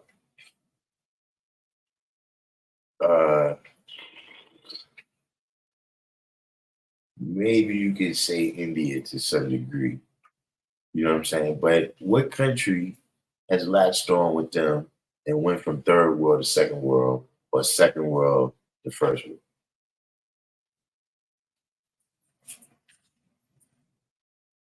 There's Singapore, South Korea. There's probably a couple of them, but it's a handful. And they're totally a part of the empire.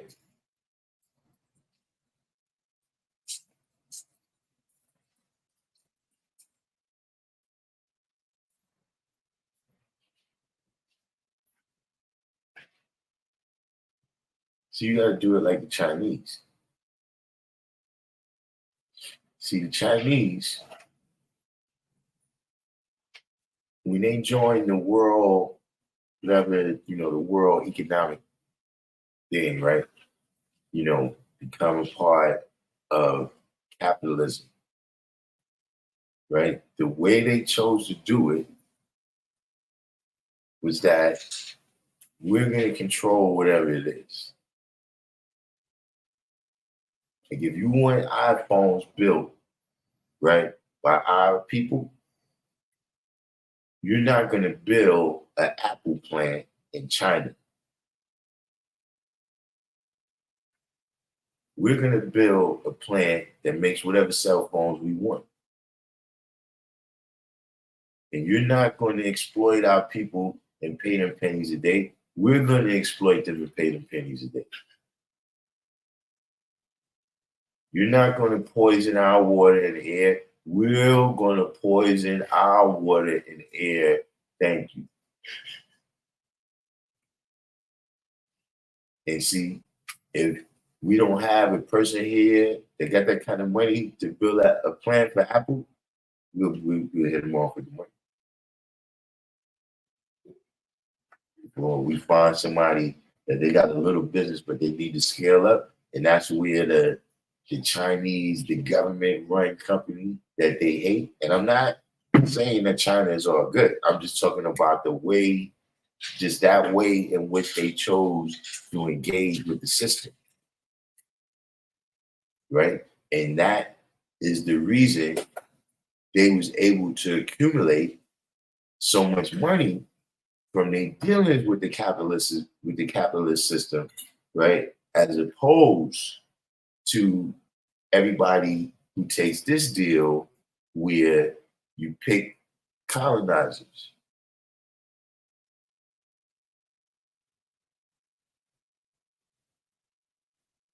See, there's no particular people. China sell they junk all over the world. Because there's no people here, because see, that's what they do. When Ford comes in and build a plant, and it's like, okay, look, we got our plant here, right? Now look, you can't let GM, you got to sign this shit here where GM can't build a plant over here. Because now, see, as Ford, right, we got a leg up on them now.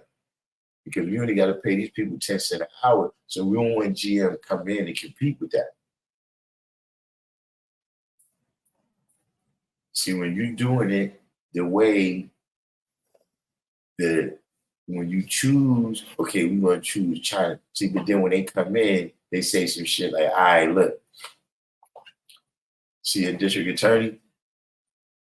Yeah, this nigga keep putting cases on us for polluting the water. So you got to fire him.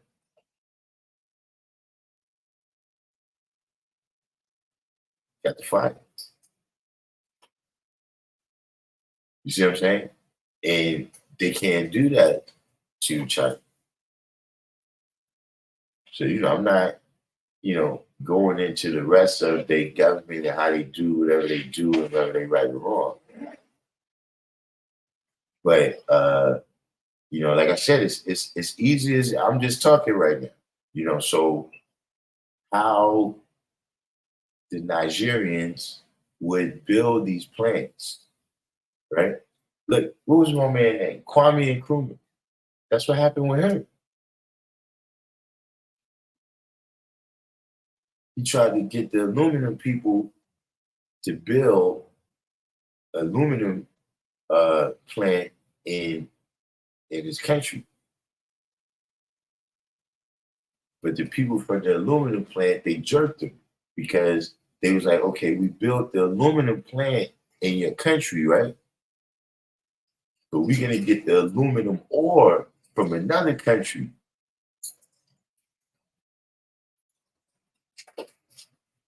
But guess what? Before we decided that, we already got a deal from you where we don't got to pay you.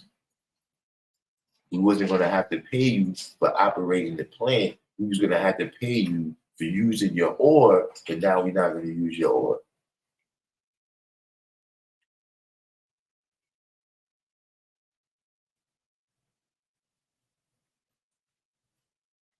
See, so they couldn't control. Now they had no control over the plant, as opposed to China would have said, "Nah, bro, you want some aluminum from here? We make you some aluminum. If we don't know how to make the aluminum, guess what? Send us the secrets, bro. Send us the recipe for the secret sauce." They got a problem with China with that right now. Where you send China your blueprints, hey, they got iPhone in China. You send China your blueprints. Look, the military is upset. A couple of years ago, China sailed a first what you call them boats with a jets take off and land. Those boats where the jets take off and the carriers. China made a carrier. And the Navy was like, yo, son, this shit is bootleg, yo. It's like they bootleg an American they bootleg an American what is it? The aircraft carrier.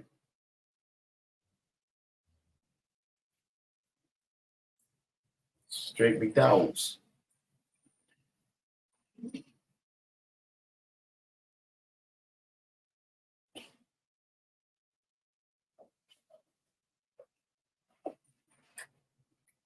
Said, have I heard China perfected lasers now for weapons? You know, actually, I want to say this was the 80s, man. Like, this was a crazy long time ago. And it was either like 60 Minutes or 2020. And Chinese people had lasers then. There wasn't no tracers. This was lasers. I don't know if they was, lethal, but they were showing them Chinese people doing maneuvers, and they had these lasers. You know what I'm saying? And that was kind of when I first found out about how many Chinese people it was. And they was talking about if China and America got into a war, and that I think at the time they were saying like China had more people in their army than it was in America. Some crazy odds like that. But these lasers wasn't located. These lasers they were shooting. It was like Star Wars. At the time, I'm saying it's way back. That was we ain't had no other example. But just saying that, if I was over there, or if I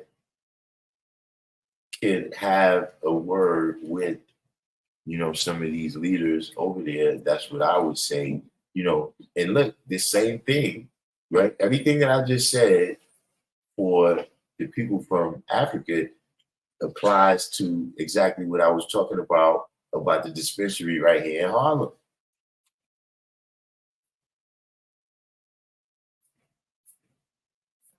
Same.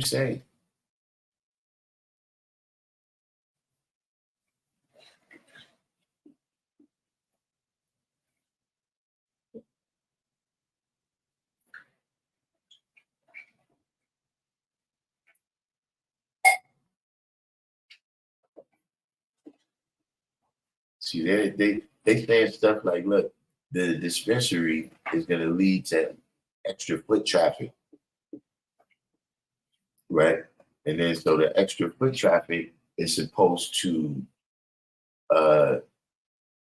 lead to more transactions for all the other businesses. I'm thinking, y'all don't smoke weed, do you? Like, when people go to buy weed, they're not going to buy fucking Clorox spray or something. Like,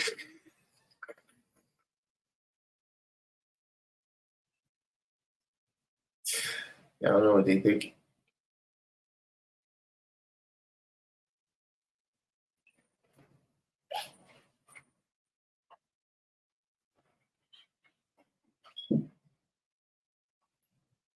You see, some of the stuff I'm saying, right, is I think this is what they call protectionism. And so I don't know if these things is legal under the American system, which is a master stroke.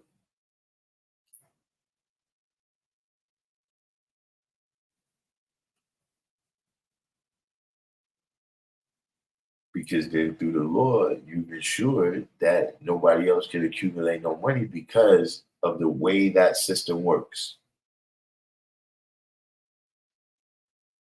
You know what I'm saying? There's stories and stories and stories. I didn't understand fully what happened at the time, but the first thing that I kind of experienced that it was a company called Union Carbide. I think they changed their name now, and they had like a chemical business. It was like Dow, Dow Chemicals from Delaware. They was one of those type of companies where they make war shit, fertilizer, all type of chemicals, deadly shit. And they had some type of explosion at their plant in India.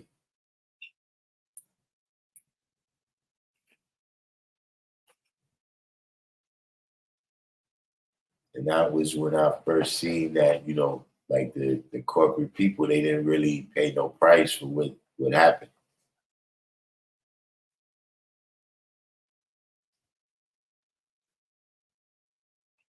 You know, does anybody know where the term Banana Republic comes from? Comes from that same situation with it's either Dole or Chiquita Banana. They went down in Central America and basically took over the country.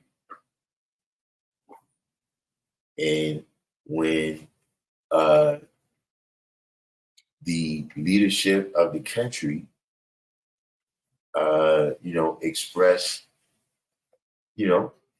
a little bit of, he wasn't with some of the things that was going on. They got the army to invade the country.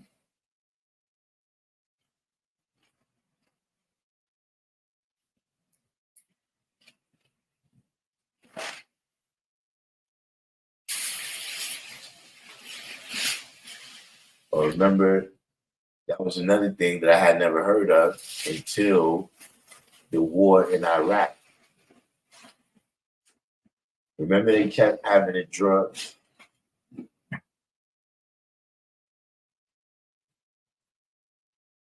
Remember, they had kept having to draw up what they was calling a status of forces agreement. Meaning that, okay, while the American army is over there, right, because you're not supposed to be, bringing your army on another country's land, right? But then while we over here, certain things, we can't be arrested for that. If we doing some type of maneuver, we trying to capture some combatants or whatever, and some civilians get killed, yeah, we're not liable for that. Now, it's not economic, it's military, but it's the same thing. You invited these people in to do the invasion for you.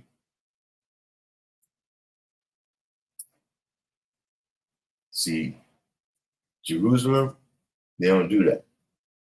Give us the weapons and we'll handle our business. For anything, like you do your thing in the air, but that's already your realm.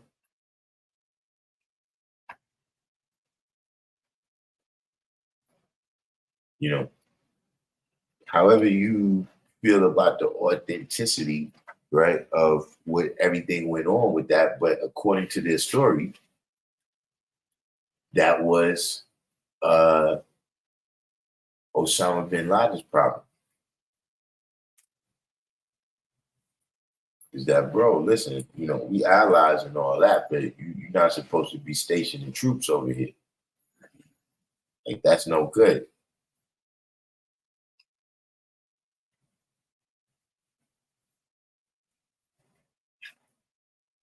So there's that part.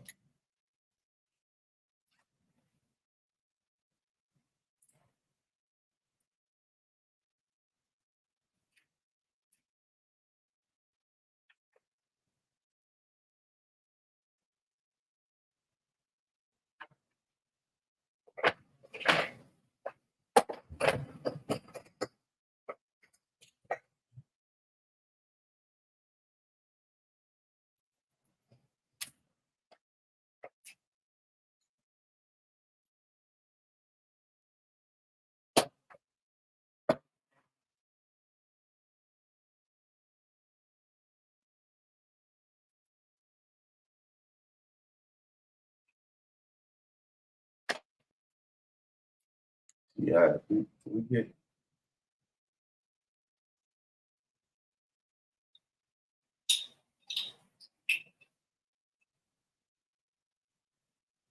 handful right here. But yeah, at any rate, you got any other questions out there? You know how y'all do. You know what happens as soon as I say that, then you get a whole new flood of people in the room. I don't know. Some people's waiting on that to happen.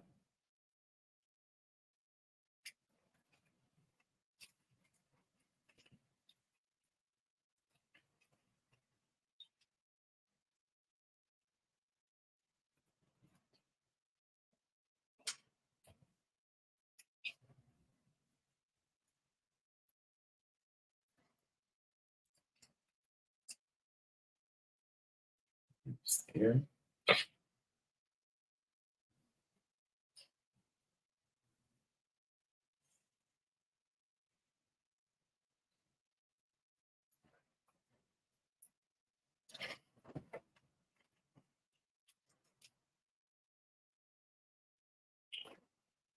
Banana Republic, yeah, comes from the war between United Fruit, and I think it's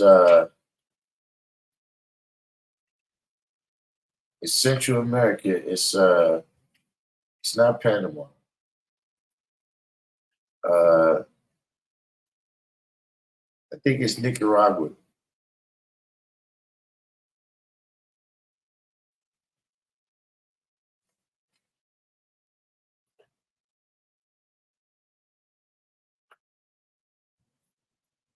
Yeah, I think it's Nicaragua, and I think that's like kind of connected to what they was doing there, like how Noriega became their friend. Not directly, but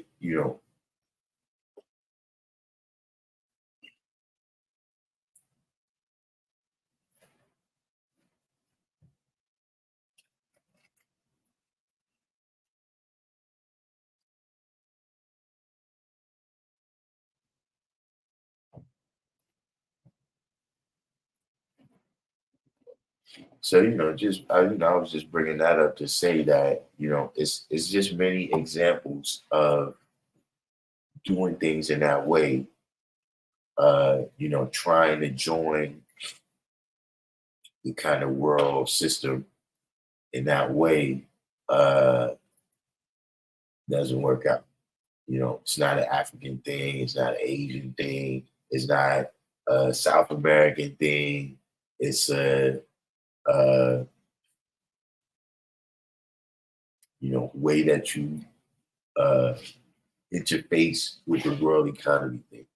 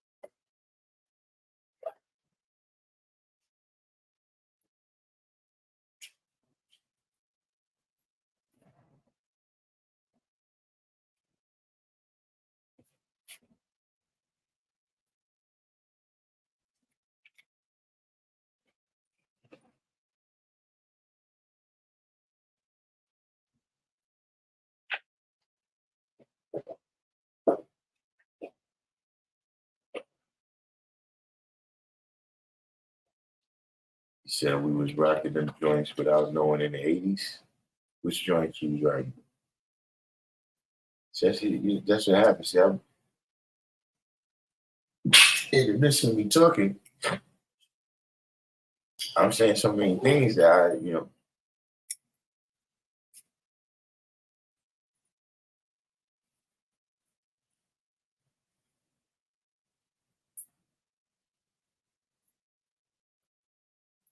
Oh yeah, Banana Republic. Yeah, no doubt. Yep, everybody was rocking it. Didn't even know.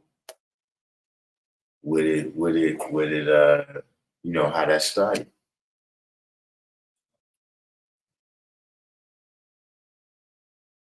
You gotta pay attention very fast.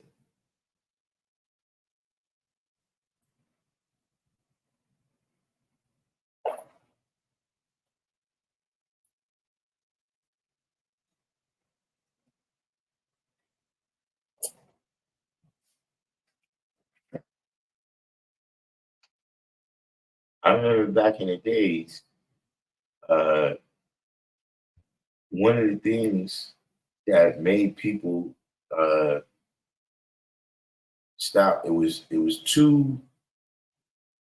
two kinds of sneakers. One was this kind of sneakers came out called troops back in the days. And for a minute, they was kind of popping. Like people was rocking them. And at some point, they like I don't know if that was true or was a rumor, but it came out that troop stood for to rule over oppressed people. And the word was that these sneakers was manufactured in South Africa. And it destroyed, whatever they was trying to build, it destroyed them in a matter of months. And felines too. At one time, people were saying that feline was a kind of cat, like a dangerous cat that the South Africans, the Dutch, the Boers was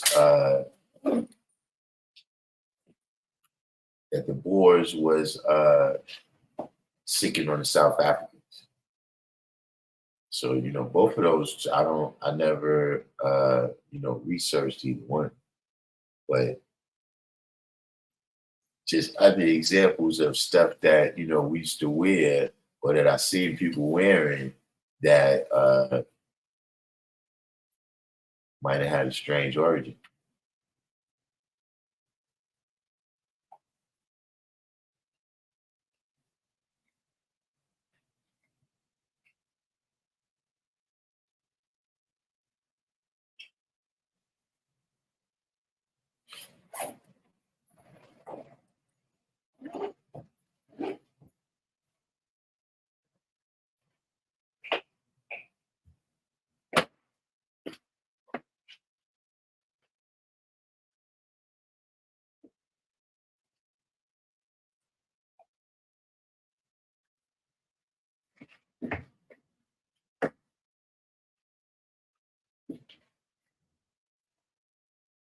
Church's Chicken was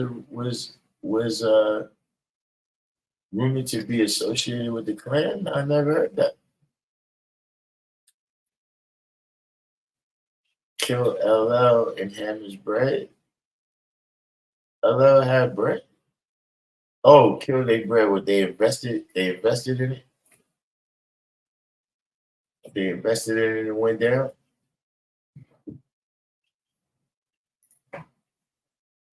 But no, I didn't know that about churches. True. Yeah, like I said, yeah, they was associated with all type of racist stuff.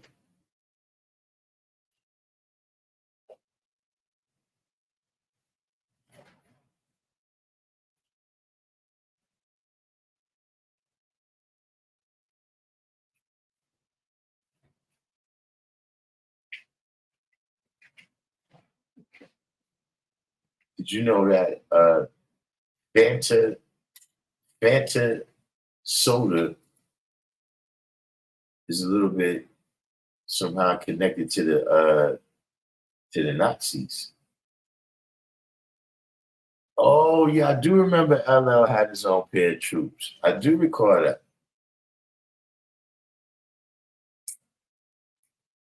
I wasn't following him in it, so but yeah, I recall that.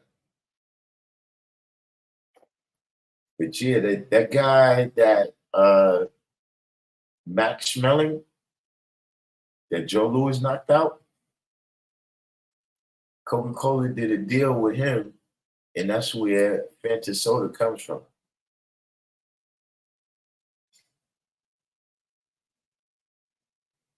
You know, I'm not saying he was exactly, you know, in the secret meetings with Hitler or nothing, but yeah, he was down.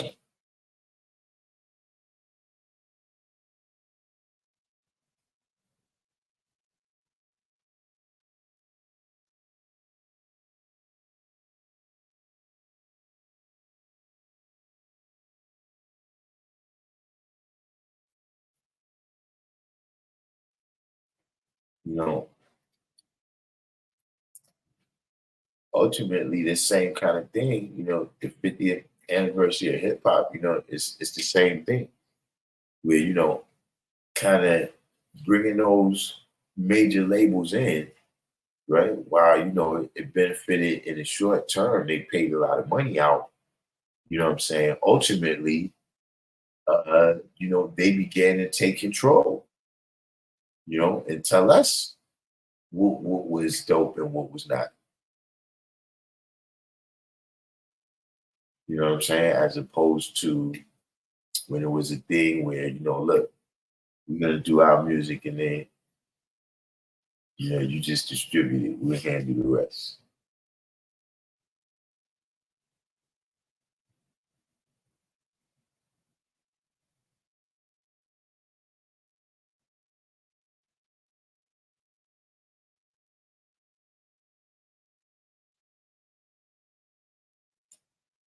So yeah, everybody don't forget, uh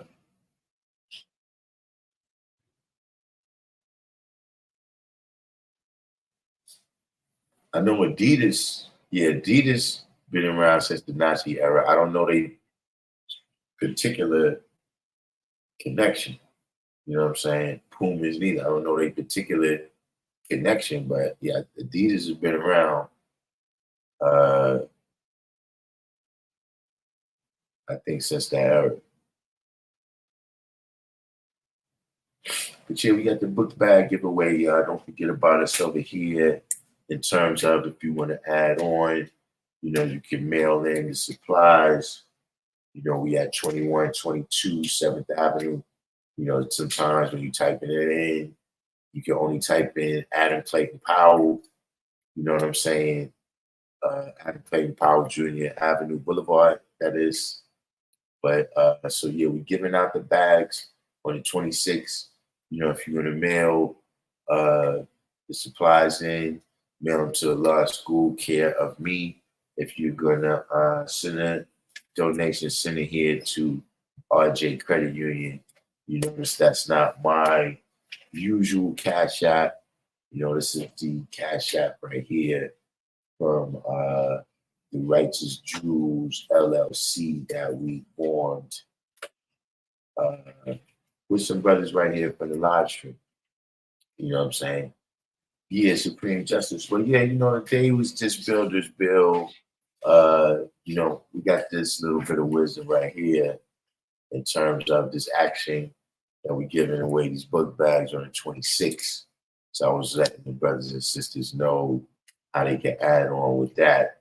Other than that, we pretty much freestyled for the day. I let people know that if you missed that, that was, I almost had a Montgomery moment. I almost had a Montgomery moment. A Caucasian individual. He a woman was walking across the street with her daughter, and he's walking in the opposite direction, and he barrels through them, like where the daughter has to go on this side, and the mother has to go on that side. You know, to the point where look, he had to go like this to get, like, physically, he had to go like this. And you know, I felt that was, you know, he was taking advantage in that situation, right? Because in 29 years of taking my young outside, that has never happened to me. You know, but fortunately for him, the woman was civilized. You know, she was taking her daughter to dance school over there. So she didn't want to,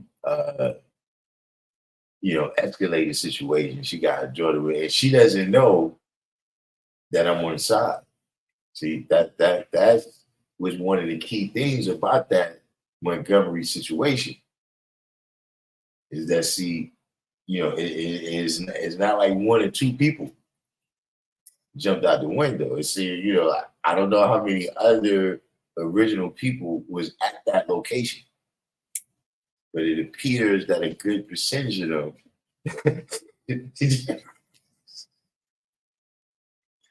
decided to be about that life when that jumped off. So, but like I said, because the lady didn't say nothing, then it would have made it look like I was picking on the dude. You see? But you know, we had that moment, and you know, we saw Sunborn, PKA Sun D Moet, APKA King Sun came up. You know, it's the 50th anniversary for hip hop. So you know, we seen our brother. He's still all the way nuts, but still mathematically inclined, and still sharp. You know, we built for a little bit. I gotta get back in tune with him. You know, he's still talking the same. Talking about verses. Hey man, but that was a treat. You know what I mean? Because me and him go way back. You know, of all the people, that's probably because I missed all of the events. I didn't go to any of the 50th anniversary shows, parties, you know, et cetera, et cetera. You know, and you know, one of the reasons I ain't go is because I know these dudes. Like I could talk to them. I don't gotta wait till the 50th anniversary. You understand what I'm saying? But if I had known that he was there, I would have went to say peace to him, not even to check the whistle. Yeah, Sun Doodle the Jew. But so yeah, he's you know, what's the word? He's focused. He's back focused on the craft.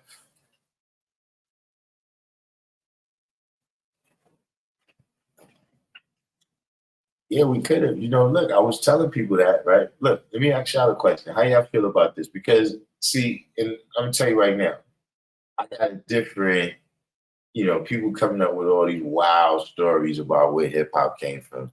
Stop it. You know what I'm saying? You know. But you know, how do y'all feel about, okay, we had the 50th anniversary, right? And you had, you know, a lot of people come out there, and don't get me wrong, they are pioneers, right? But and I know, you know, most of y'all are probably 5% that's looking at this, but also put your hat on from wherever you from. Just as a hip hop fan from wherever you from, right? Is the anniversary where we talking about the pioneers of hip hop and those who facilitated the evolution of hip hop into what it became, right?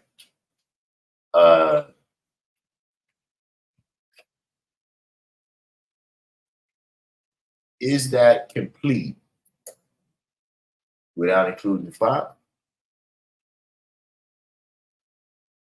Like right now, if I'm just saying that telling the story of hip hop, right? Can you do that without mentioning the five? Not saying that it's a 5% story, but can you tell the story of hip hop without mentioning the five?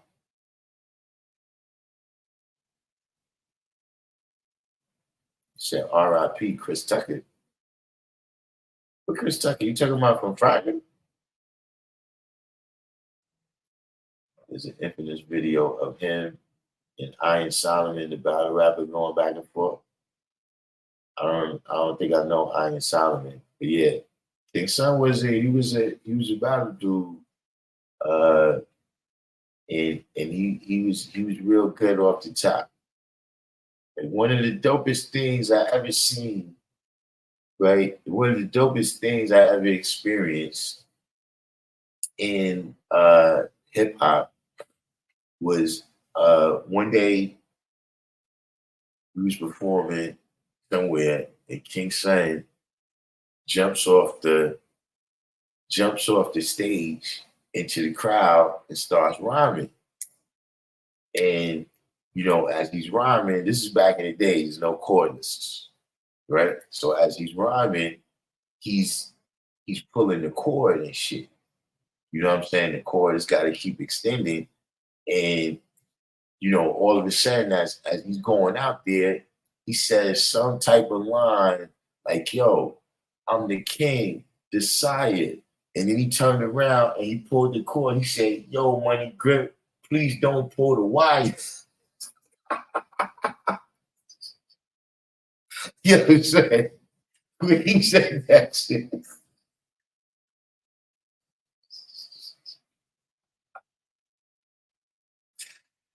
Yo, my G, that was one of the funniest things I ever experienced.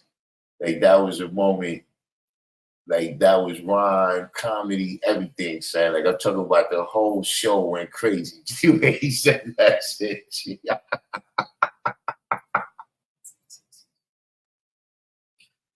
Yeah, man. Our brother King said. Yeah, now we got other reports here that said Chris Tucker is fine, man.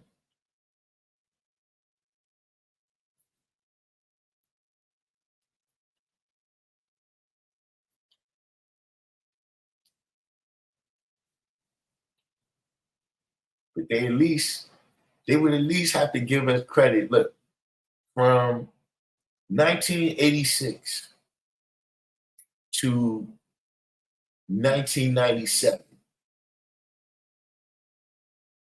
you got a few other people, Snoop, Pop. But for the most part, during that era, the number one catch was this. From the Rakim Kane era, through to the second Wu-Tang album, right? If they wasn't 5%, they were so heavily influenced by the 5%, right? That a lot of people couldn't tell the difference. You know what I mean? So yeah, you can include your Mobb Deeps and your Nas's, you know what I'm saying? Even your Jay-Z's. You know what I'm saying? From 86 to 97, who's the top of the pyramid? You know what I'm saying? Your hero would be proud.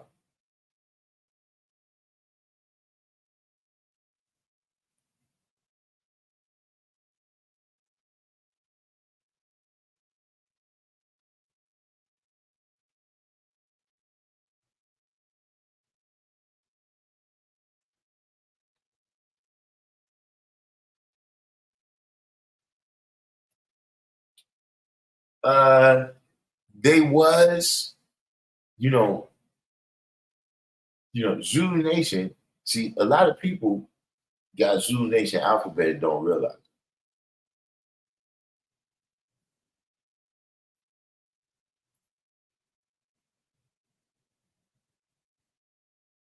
Like, if see you or universe, right? But if you got mixed up with Zulu Nation, you got universe or universal.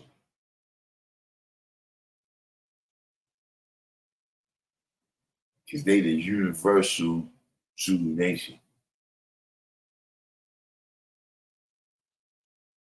See, that's one thing that we influence here is that even in the gang world in New York, they got lessons.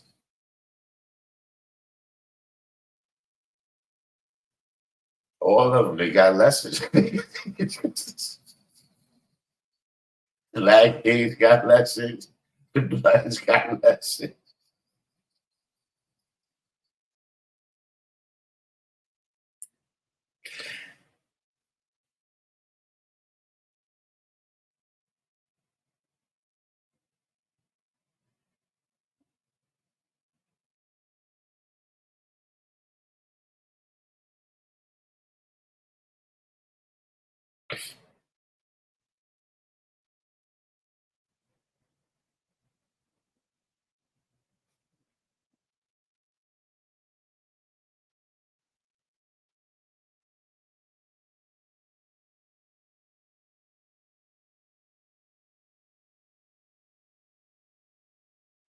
But yeah, I'm waiting to make my statement. I'm waiting, but nobody hardly never asked me about it. See, people be doing all this hypothetical shit. Man. You got all these thousand people. See, look, this is my statement, man. Make no mistake. Hip hop is a product of Black American culture that was added on to by pretty much every other culture that existed in New York. Super Rhymes was rhyming before a lot of niggas that's supposed to be, pioneers. So see, you get it's Puerto Ricans and the men in West. Listen, man, what was it from those other cultures that they brought here, right? That became hip hop.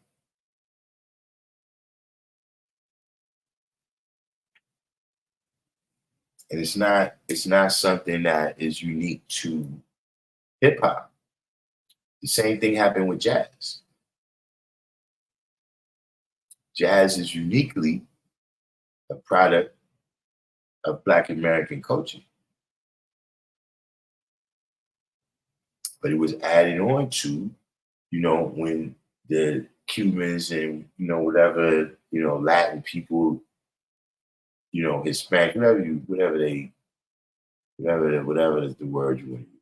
But our brothers from over there, right? When they came, they added on to it.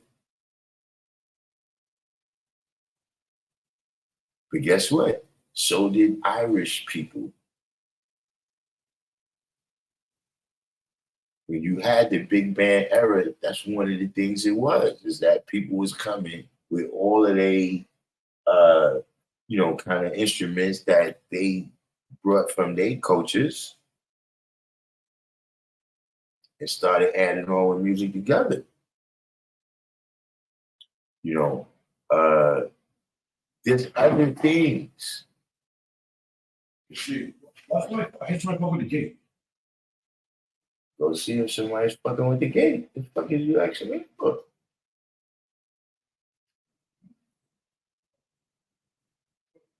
You know what I'm saying? There's other things in America. Like, see, listen, back in the days when we listen to hip hop, the Spanish brothers was listening to girl, girl, girl, girl, girl, girl, girl, girl, girl, girl. And that is a product of their culture in America. That was things that they brought from over there. Or what was that lady's name? Gloria Estefan.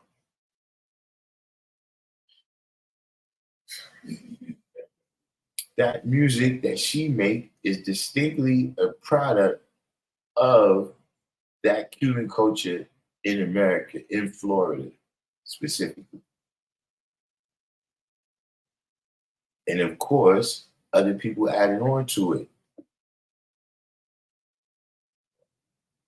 Soul music is distinctly a product of Black American culture. But what about the white guys that was at Motown?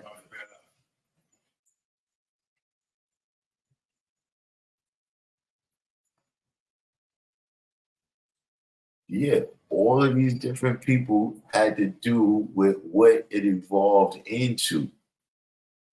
But some of this talk is crazy, man.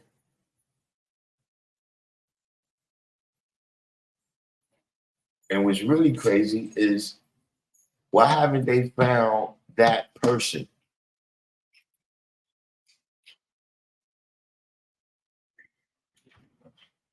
Meaning, where's the guy that's saying, yo, I was doing this, man.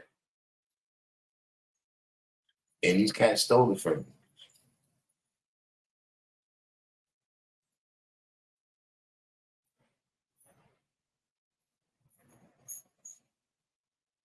Like, where's that person? Where's the people saying, oh, no, we was doing that on this block in 69.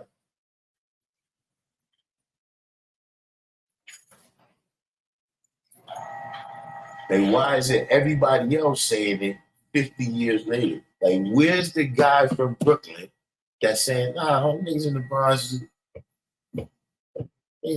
violence. I don't know why they start saying it. They know they got that. And hip hop is that kind of culture. Hip hop is that kind of culture where, dude, you bit that off of me. Well, there was. That don't exist, but we used to have a word called biting that meant you copied my style. You bit my style, man.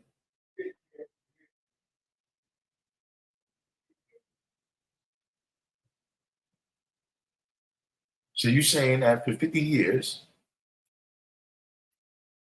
you know what I'm saying? There's some people like, look, see, Just Ice, he got history in Queens, Brooklyn, and the Bronx. Why wouldn't Just Ice have said nothing?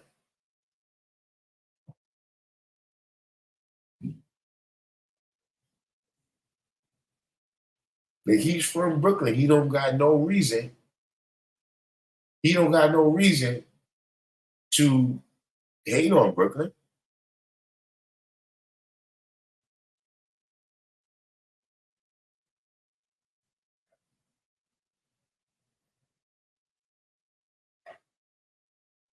So, you know, a lot of this stuff is, you know, like I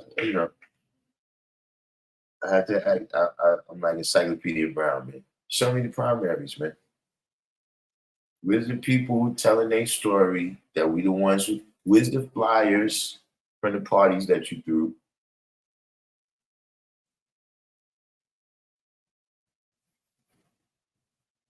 Where's the police that's saying, yeah, we was breaking up parties? The West Indians was hip hop, and we was breaking up their parties in '68.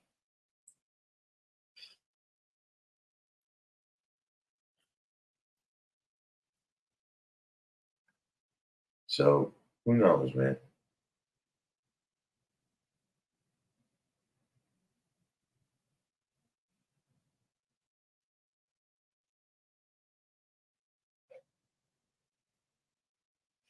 But at any rate, we're gonna go ahead wind this one down. Of course, we're gonna be here tomorrow. We mostly just freestyled it today, like I said. Tomorrow. I mean, if y'all got any topics that y'all want to cover, I'm taking it easy right now. Whenever I'm dealing, that's another reason why I don't like talking like that. Because I'll be dealing with the young and doing things, and then it's less stressful. It's easier for me. Why should I be let somebody else go through all that? But if we got any topics that we want to address, put that in the comment section of not this comment section of the video when it gets posted, and we'll get into that. But in the meantime, in between time, if you made it this far, hit the like button. If you're new, subscribe, and we're gonna sign off and say peace.